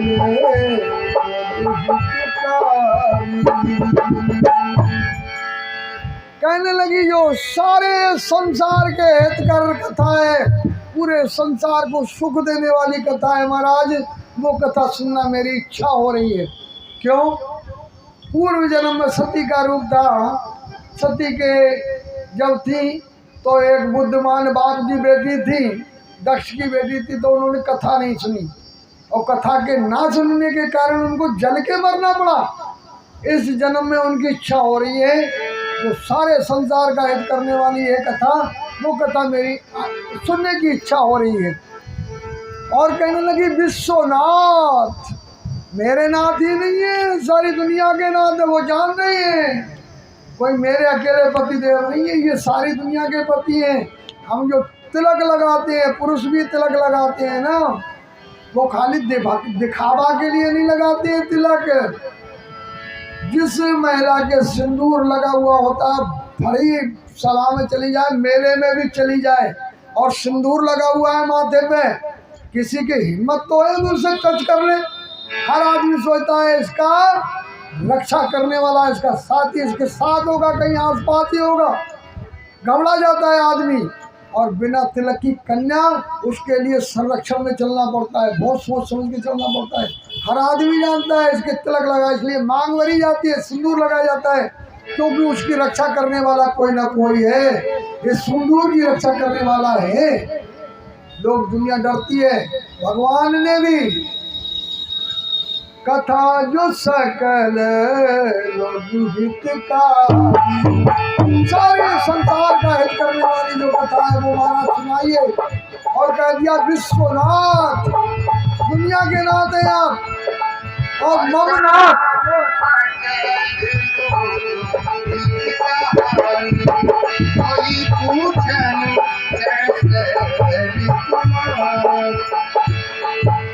कहने लगी विश्वनाथ और ममनाथ मेरे भी नाथ। देखिए दोनों तरफ से उन्होंने कह दिया त्रिभुवन महिमा विदित, तुम्हारी आपकी सारी दुनिया में महिमा है। आपसे जो मांगता है वो कोई भोलेनाथ जैसा कोई नहीं है दुनिया में। सारी दुनिया के लोग तो बढ़िया अच्छा अच्छा उनको चढ़ावे तो देने वाले हैं। भोलेनाथ को क्या करोगे? एक बाल्टी पानी भर लिया, थोड़ा सा दूध डाल लिया, थोड़ी सी चीनी डाल ली, थोड़ा सा शहद डाल लिया, थोड़ा सा गंगा जल डाल लिया, अब भगवान जी को ऐसे चढ़ा रहे हैं जैसे कि बिल्कुल दूध चढ़ाने जा रहे हैं, दूध चढ़ाने जा रहे हैं। पूरी बाल्टी में जरा सा दूध डाल लिया और बहुत बड़े भक्त हो गए। अपने बालक को क्या पिला सकते हो क्या वैसा? अपने माँ बाप को पिला सकते हो क्या वैसा दूध? अरे जब हमारा संबंध उनसे माँ बाप का है, हमारा संबंध, जो भोजन हम नहीं कर सकते, मान के चलो हम भोग लगाने जा रहे हैं, चाय गर्म पीते हैं तो गर्म चाय का लगाइए, दूध ठंडा पीते हैं ठंडे दूध का लगाइए, भोजन गर्म करते हैं तो गर्म का। जैसा हमें पसंद है वैसा भोजन भगवान को लगाइए, भोजन का भोग लगाइए। जैसा हमें अनुकूल वातावरण पसंद है वैसा भगवान के लिए बनाइए। जैसे वस्त्र हमें पसंद है वैसे भगवान को बनाइए। भगवान से संबंध जोड़, उनको लगना चाहिए कि हाँ मेरा और इसका संबंध ऐसा घनिष्ठ है कि मेरे बिना ये नहीं रह सकता और इसके बिना मैं नहीं रह सकता। तब आपको लगेगा कि हाँ हमारे साथ साथ चलने वाला, जहाँ हम चल रहे हैं भाई पीछे पीछे हमारे साथ चल रहा है, हम कुछ भी करने जा रहे हैं हमें सब देख रहा है। और इधर बड़ी उन्होंने कहा कि हमें वो कथा सुनाई है, तो भगवान कहने लगे अब आप देखिए भगवान के हृदय में भी वही आएगा। जब कथा सुनने वाले आप नहीं होंगे तो कथा सुनने वाला सुनाएगा भी क्या? फिर तो अपने मन की करता रहेगा ही। कल्पना करो मैं 31 तक विद्यालय में रहा, मेरे मन में बहुत इच्छा थी, कथा सुनाने की इच्छा थी। ये तो मान के चलो सुनने वाले तो श्रोता आप लोगों की बहुत बड़ी कृपा है, मैं आपका बहुत बड़ा आभारी हूँ कि आप कथा सुन रहे हैं, क्योंकि श्रोता होते हैं तो मन भी बढ़िया अच्छा लगता है। मगर खुद मन में उत्कंठा नहीं होती तो मैं क्या, घर वाले तो चाह रहे थे कि आराम से छुट्टी होगी घर में रहो, कौन चाहता है घर छोड़ के जाओ? इतना बढ़िया साधन, एसी लगा हुआ है, पंखा लगा हुआ है, सब कुछ लगा हुआ है, घर में नेट चल रहा है, सब कुछ जो कुछ चल रहा है मतलब सारे आनंद को भोगों को छोड़ के चलना नहीं चाहता है, मगर फिर भी घर वालों का सहयोग ही था। घर वालों ने कहा करिए, हम भी तुम्हारे साथ रोजाना जाया करेंगे। किच्छा से रोजाना गाड़ी लेके आ रहे हैं, 4 व्हीलर लेके आते हैं और लेके जाते हैं। मेरी कोई टेंशन नहीं है, मैं यहीं पे रह रहा हूँ, मगर ये लोग आ रहे हैं। ये सहयोग होता है, सबका सहयोग होता है, आपका भी सहयोग, क्योंकि आप तो मेरे परिवार के हैं ना। कोई बहन है, कोई भाभी है, कोई बहू है, कोई बेटी है, कोई अम्मा है, कोई चाची है, कोई ताती, दादी। दादी तो गिनी चुनी रह गई है, बहुएं ज़्यादा हो गई। अब वो स्थिति आगे, हमारी भाई बैठी है सामने, देखो आगे बैठ जाती है, बड़ा प्रसन्न रहती है, देखो। और भैया जी हैं हमारे, पता नहीं पहुँच नहीं पाते हैं, मगर दर्शन की इच्छा उनकी भी रहती है। सब लोगों का प्यार मिलता है। ऐसे ही वो कहने लगी, सबको प्यार करने वाले विश्वनाथ, आप मुझे कथा सुनाइए। भगवान के हृदय में भी भगवान के चरित्र आने लगे। जब कोई कहता है तो वो ही चित्र, हमारी पिक्चर आ जाती है आंखों के सामने। श्री रघुनाथ जी के चित्र आने लगे उनके आंखों में, और कहने लगी, पार्वती जी बताओ भाई, ये जो निराकार से साकार कैसे हो जाता है, उर्वासी से उदरवासी कैसे हो जाता है, जो उर में रहने वाला उधर में आता है। बोले देवी, ये तो भगवान की लीला है, वो कब कौन सी लीला करते हैं, भक्तों के बस में रहते हैं। मगर उसके 1-2 कारण मैं तुम्हें आपको बताता हूँ, 2-4 कारण बताता हूँ, कैसे कैसे भगवान उर्वासी से उदरवासी होते हैं, निराकार से साकार होते हैं। तो कर लो,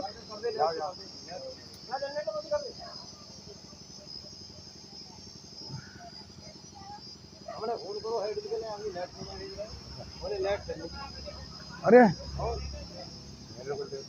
हाँ, तुम भी पावर में चल रहे हो आजकल, पूरे ट्यूबवेल के मालिक हो, तुम तो फोन तुरंत कर सकते हो, मगर इनको तो जरूरत है ना, आप पूरा पैनल लगो वो।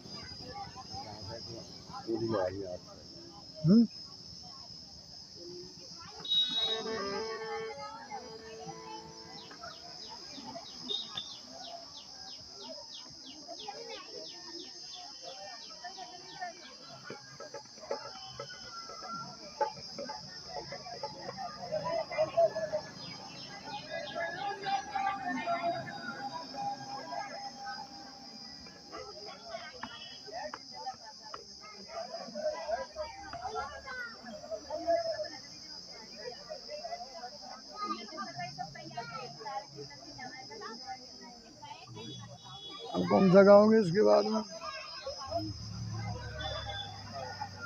ये गाना, हमें निज धर्म पर चलना सिखा दे ड्रामा, ये गा लेना, निकाल दो गाना। मैं मौका आएगा तो तुम्हें तुरंत बता दूंगा, ठीक है?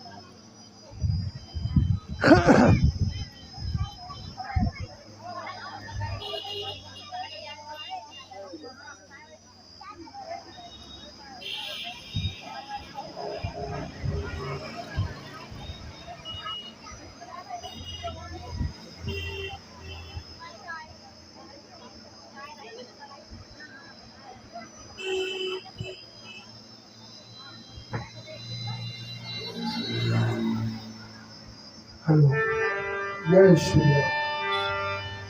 शंकर जी कहने लगे, देवी जी जरा आप सुखासन में बैठ जाओ। सुखासन, पद्मासन होता है, वज्रासन होता है, सुखासन होता है।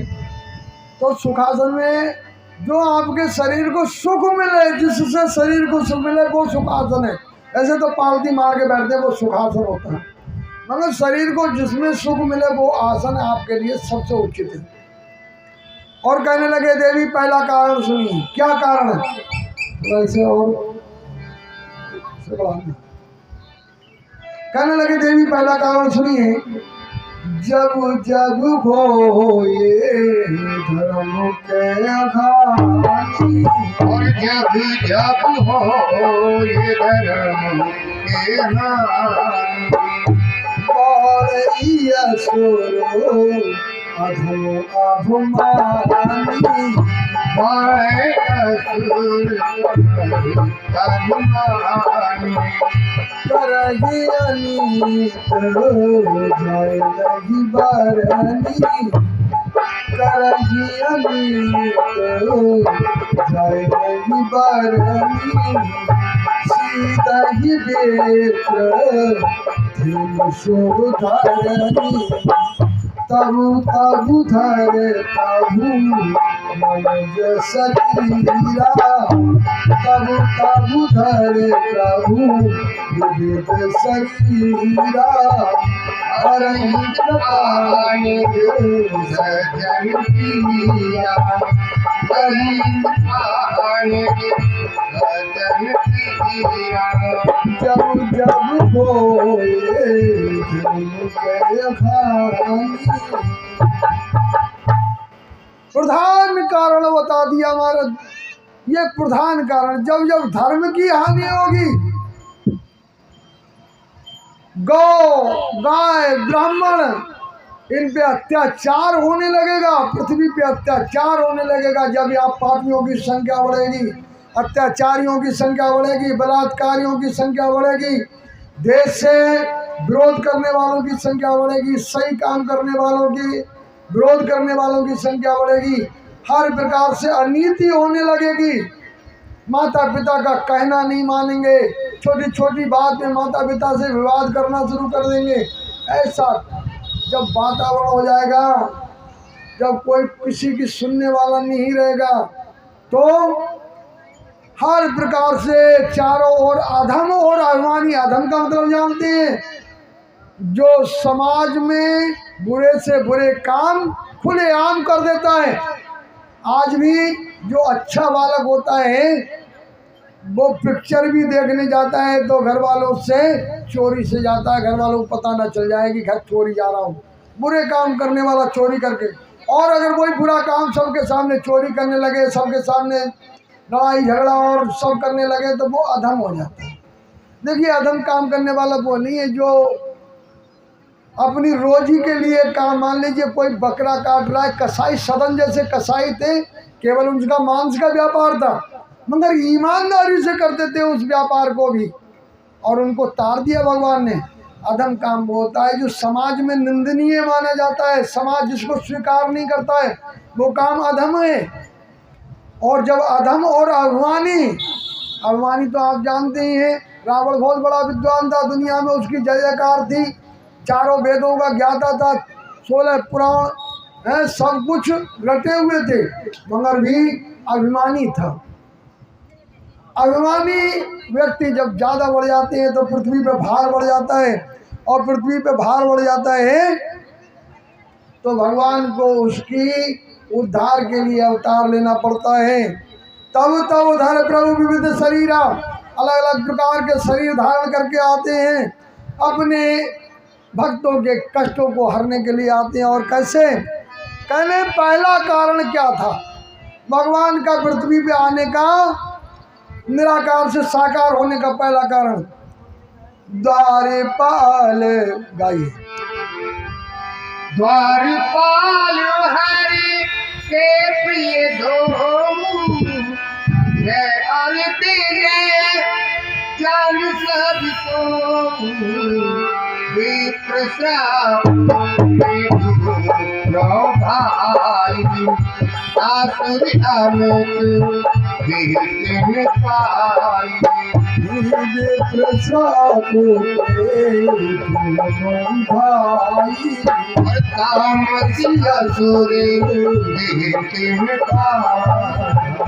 पहला कारण बताया, भगवान जो नारायण थे उनके 2 द्वारपाल थे, जय और विजय। अब एक दिन घूमते घामते सप्तऋषि आ गए। अब सप्तऋषि का काम तो है, वे देखो सप्तऋषि हैं, वो तो कभी देवताओं के पास, कभी भगवान जी के पास, कभी दुनिया में भ्रमण करते रहते हैं। एक दिन बैकुंठ को पहुंच गए, बैकुंठ धाम में भगवान से मिलने को गए।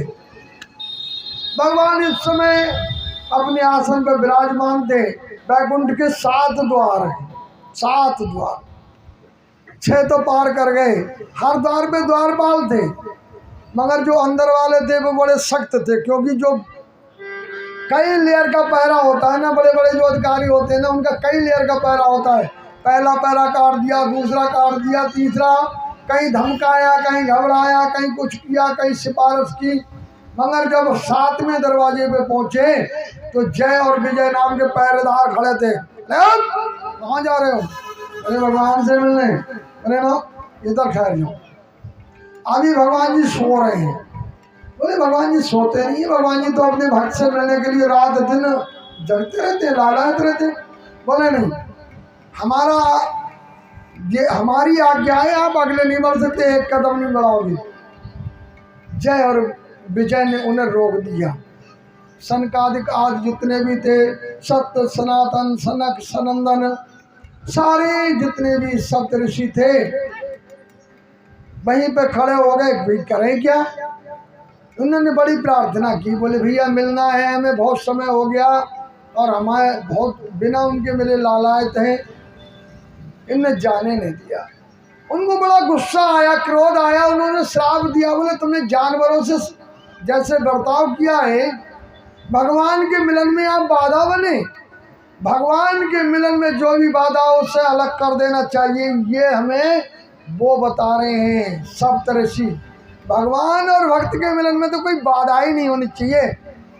हम लोग कहते हैं कि चाय पी लें तब पूजा करेंगे, ये कर लें तब पूजा करेंगे, नहा धो लें तब पूजा करेंगे, भगवान का नाम लेंगे।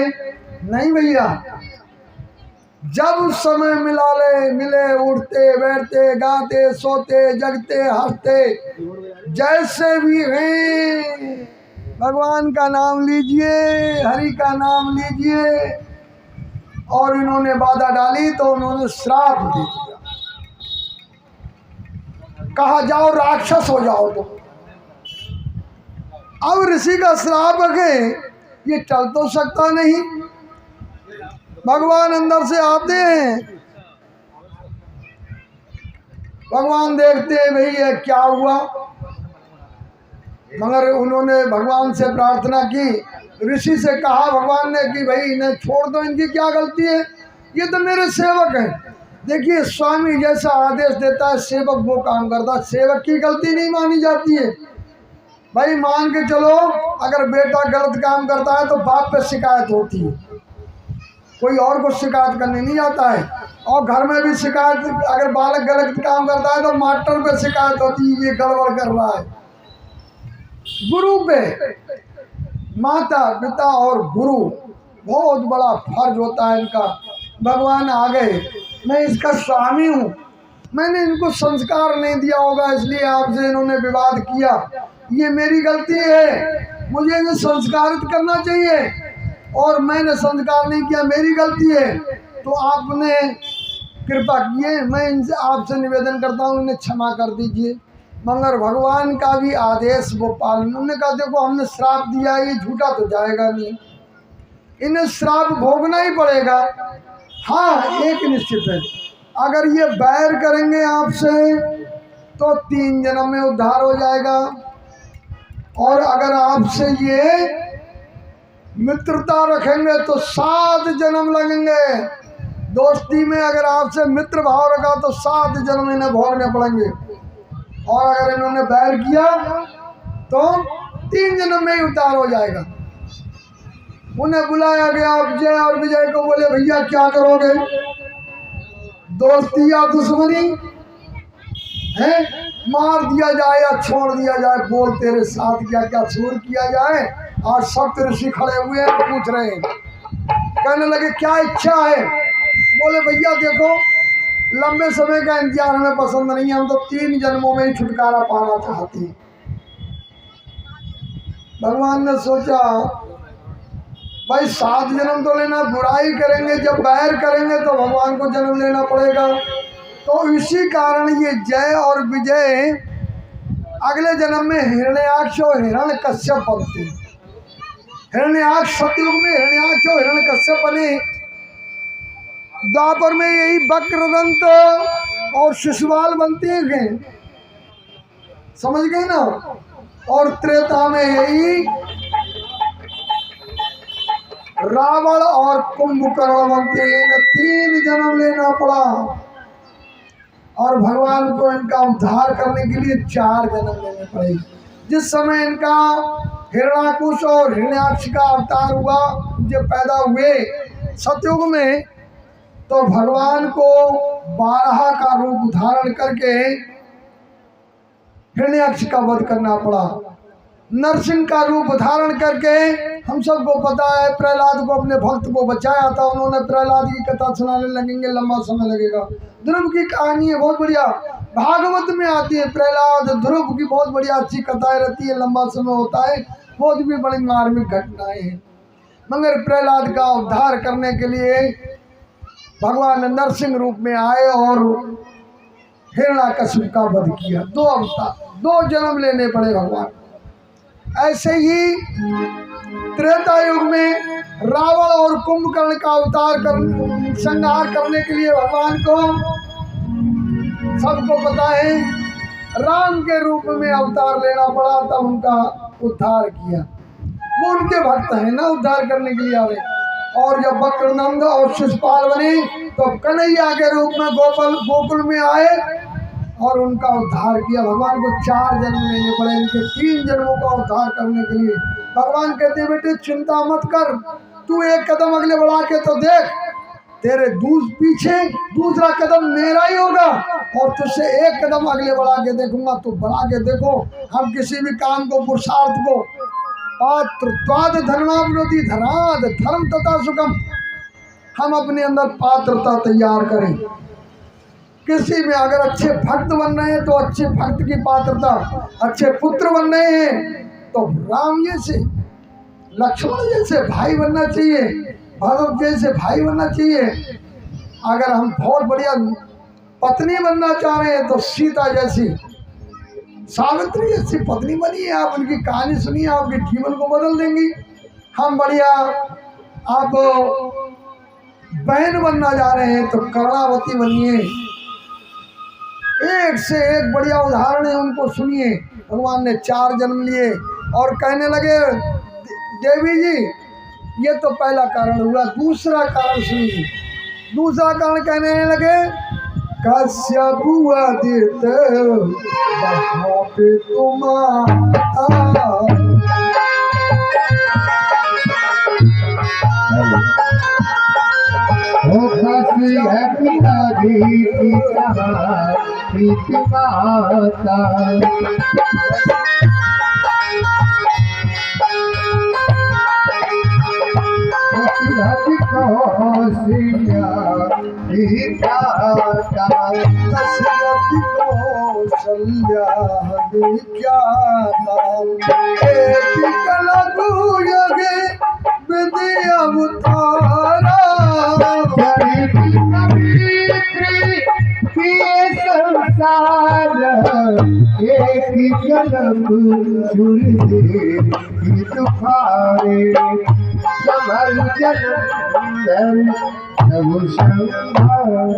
कश्यप आदित वहाँ पे तुम कश्यप और आदिति ये बड़े श्रेष्ठ दंपत्ति हैं। ये दशरथ जिस कुल में जन्म लिए हैं उसी कुल के उनके पुरखे हैं। इन्होंने बड़ा तप किया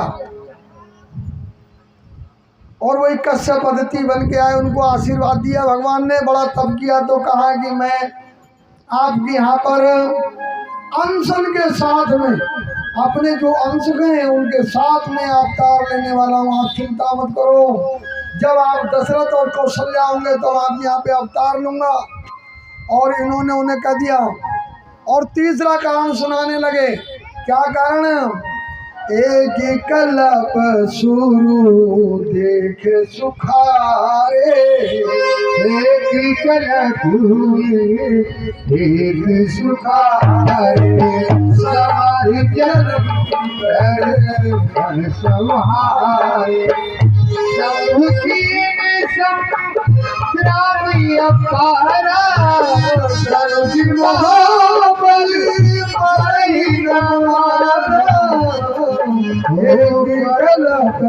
शुरू देख सुखारे।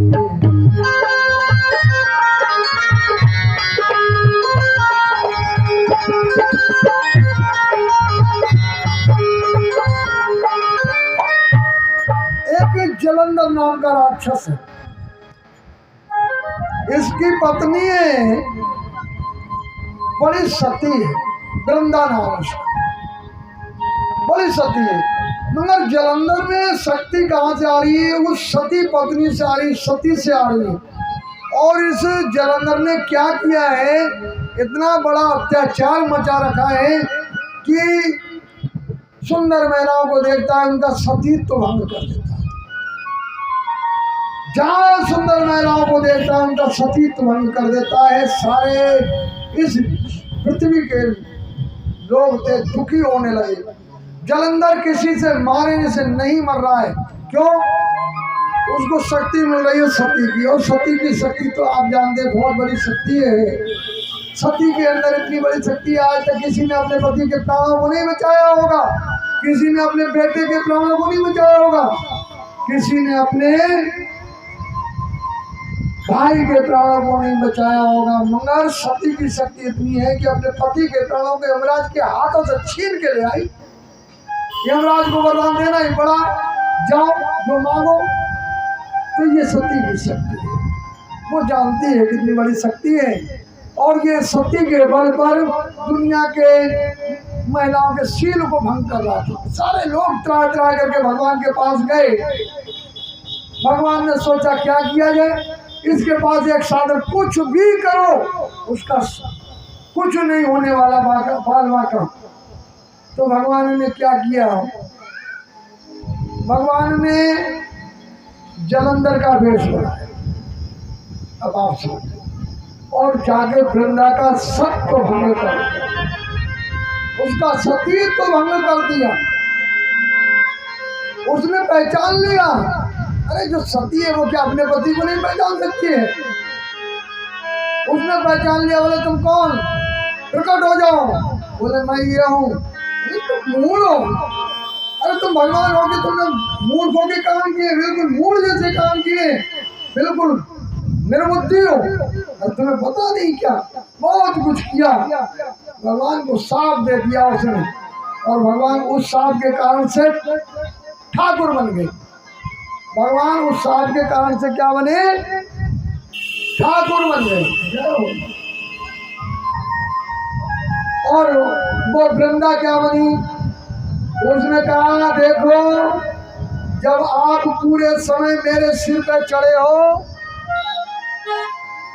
मेरे सिर पे बैठे मेरे शील को भंग किया, तो मैं आपको साथ देती हूँ, जाओ ठाकुर बन जाओ, पत्थर हो जाओ।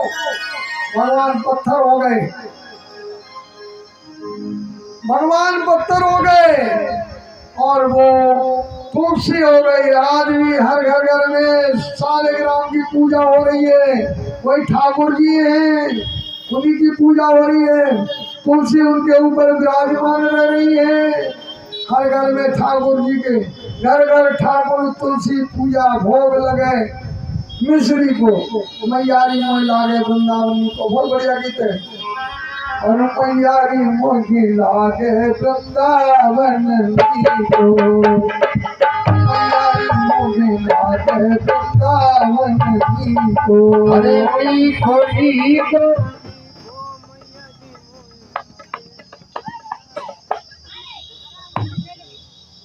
लाइट चली गई। चलो चलो चलो। और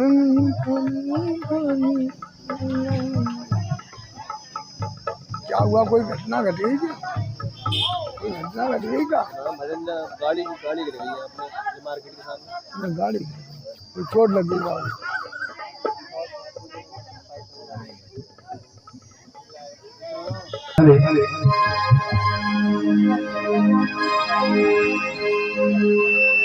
हले हले हले हले राधे राधे जैसी राधे।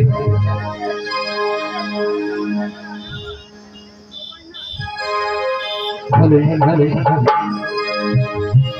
हरे मने चल रे वृंदावन धाम, राधे राधे गाएंगे। सभी लोग मिलकर बोलेंगे, हरि राधे राधे गाएंगे, श्याम श्याम गाएंगे। हरि राधे राधे गाएंगे, श्याम श्याम गाएंगे, और तेरे बनेंगे बिगड़े काम। राधे राधे गाएंगे, मन चल रे वृंदावन धाम। राधे राधे गाएंगे, मन चल रे वृंदावन धाम। राधे राधे गाएंगे।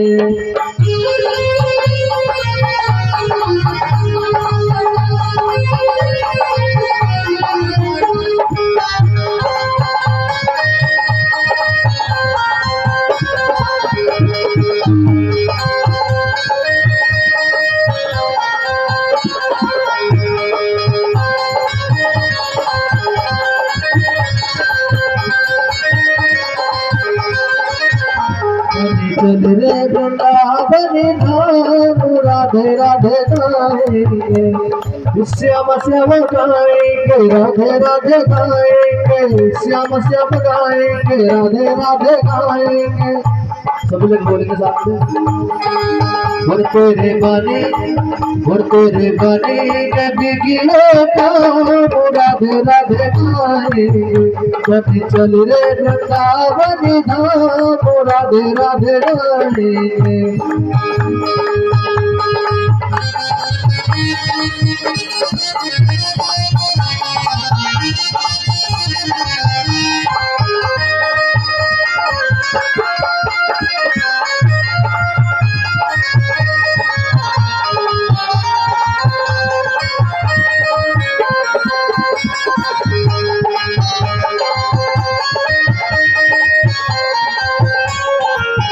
मन चल रे वृंदावन धाम। राधे राधे गाएंगे, मन चल रे वृंदावन धाम। राधे राधे गाएंगे। बोलिए शंकर भगवान की जय। किसी ने भगवान जी से पूछ लिया, प्रभु आप तो धर्म हेत अवतरे हो गोसाई, आप तो अवतार धर्म के लिए हुआ है, धर्म के कार्य के लिए हुआ है, और आपने वृंदा का जो सतीत्व है उसे छीण किया है, आपने बहुत बड़ा अपराध किया है। भगवान ने कहा देखो भैया, कहाँ धर्म गए और कहाँ अधर्म है, ये और धर्म और अधर्म के बीच में बहुत बारीक मर्म है। धर्म और अधर्म के बीच बहुत बारीक सा मर्म है, उसे समझना बहुत जरूरी है। भगवान ने कहा देखो भाई, जहाँ हजारों बहनों का सील छीण हो रहा है, उसकी जगह पर एक का सील छीण होने के बाद हजारों स्त्रियों का सतीत्व बच सकता है, तो वो अधर्म नहीं है। वहाँ पर वो धर्म है। एक के कारण अगर इतनी महिलाओं का सील जा रहा है, तो भगवान जब भी करते हैं तो अधर्म तो करते नहीं है, क्योंकि वो तो धर्म पे चलने वाले हैं। चौथा कारण कहने लगे, भोलेनाथ कहने लगे, देवी नारद श्राप दिन एक बारा, नारद श्राप दिन एक बारा।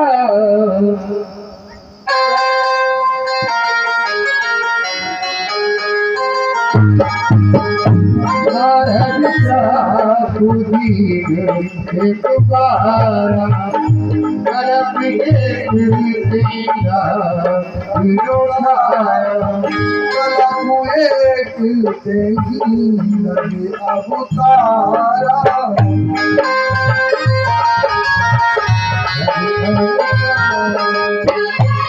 भगवान कहने लगे देवी, एक बार नारायण को नारद जी ने साथ दे दिया। जैसे ही नारद जी का नाम आया, पार्वती जी तो दौड़ा के बोले महाराज सावधान। नारद जी ने साथ क्यों दिया, ये बात मेरी समझ में नहीं आई। जरा जरा विस्तार से बताओ। नारद ने गिरजा चकित वही सुनवानी, गिरजा जो पार्वती उनको विस्मय हो रहा, चकित हो गई और कहने लगी नारद विष्णु भगत पुण्य ज्ञानी। पहले तो विष्णु के भक्त हैं, जिसका भगत भगत तो कहेगा नहीं, ऊपर से ज्ञानी। तो भगवान कहने लगे देवी जी, यही तो दुनिया है, और पूछने लगी, देखिए अपना गुरु पे कितना विश्वास है। नारद जी पार्वती जी के गुरु हैं, और जो गुरु है ना, गुरु में कितना अटल विश्वास पार्वती जी का है कि भोलेनाथ से कहने लगी, महाराज कब कारण कवन श्राप गुरु दीना, कारण कवन श्राप गुरु दीना।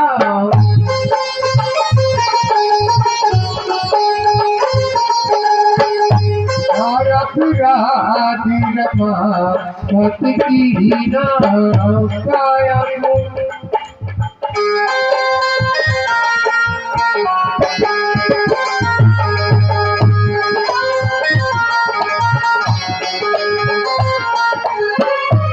कहने लगी, कारण कपन, कौन सा कारण ऐसा हुआ जो श्राप मुनि दीना, उनको श्राप देना पड़ा है?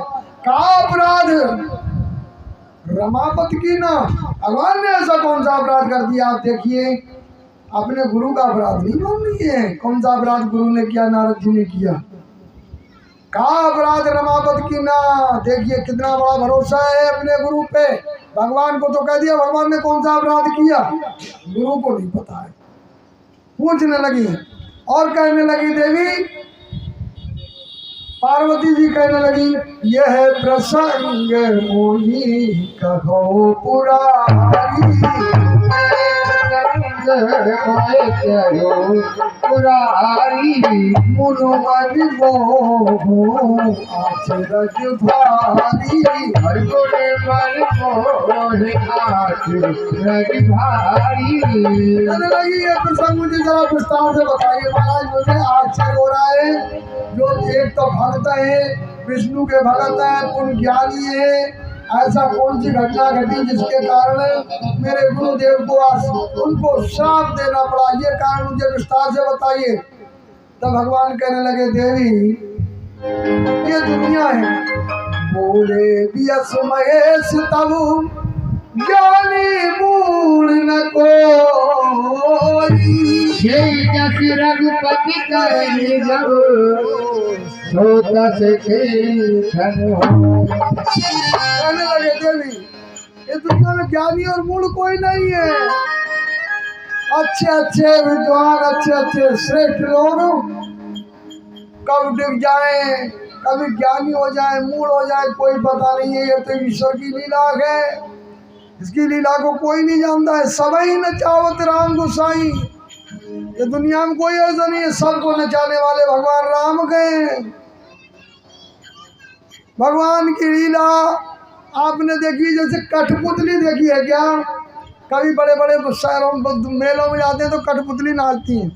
एक मंच बना होता है, मंच के पीछे पर्दा लगा हुआ होता है, मंच पे कुछ कठपुतलियाँ होती हैं, पीछे कठपुतली को चलाने वाला बैठता है, वहाँ तक डोरे होते हैं उनकी, एक हाथ में इसमें डोरा, एक में इसमें डोरा, दो कठपुतलियाँ ली, उसने जैसे उंगली घुमाई इधर से उधर, वो दोनों मिल गए, प्रणाम कर लिया दोनों ने आपस में, ऐसे उंगली की, इधर से गए, इधर से हाथ मिला लिया, उधर से गए, उधर से आशीर्वाद दिया। मतलब कठपुतली का तमाशा उसे कौन करने वाला है भैया?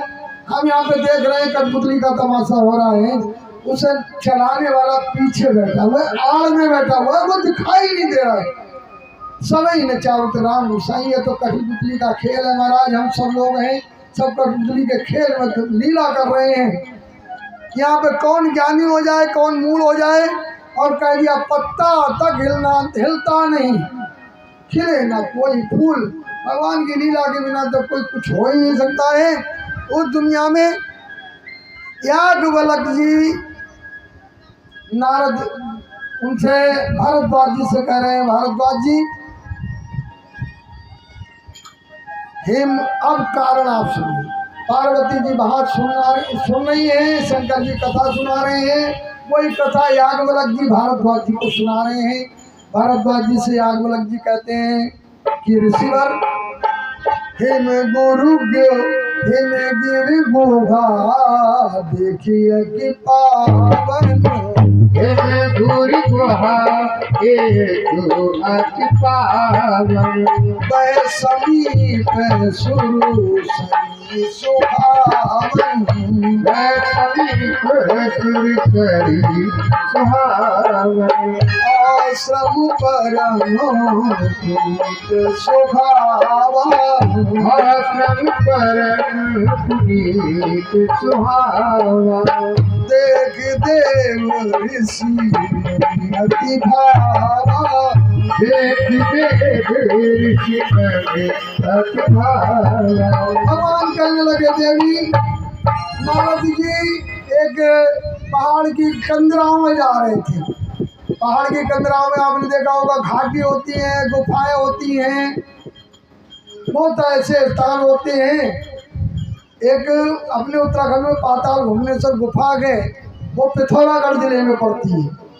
एक बार वहाँ कथा चल रही थी, वो द्वारा हाट के पास पड़ता है स्थान, तो वहाँ के जो मैनेजर साहब थे वो लेके गए वहाँ, उन्होंने वो गुफा में घुमाया।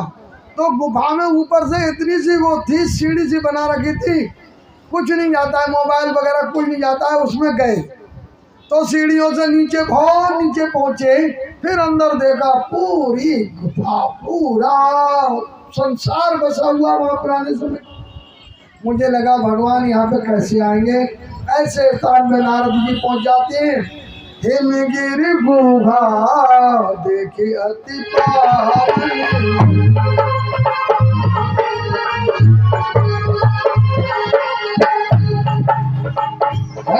समीप सुर करी सुहावन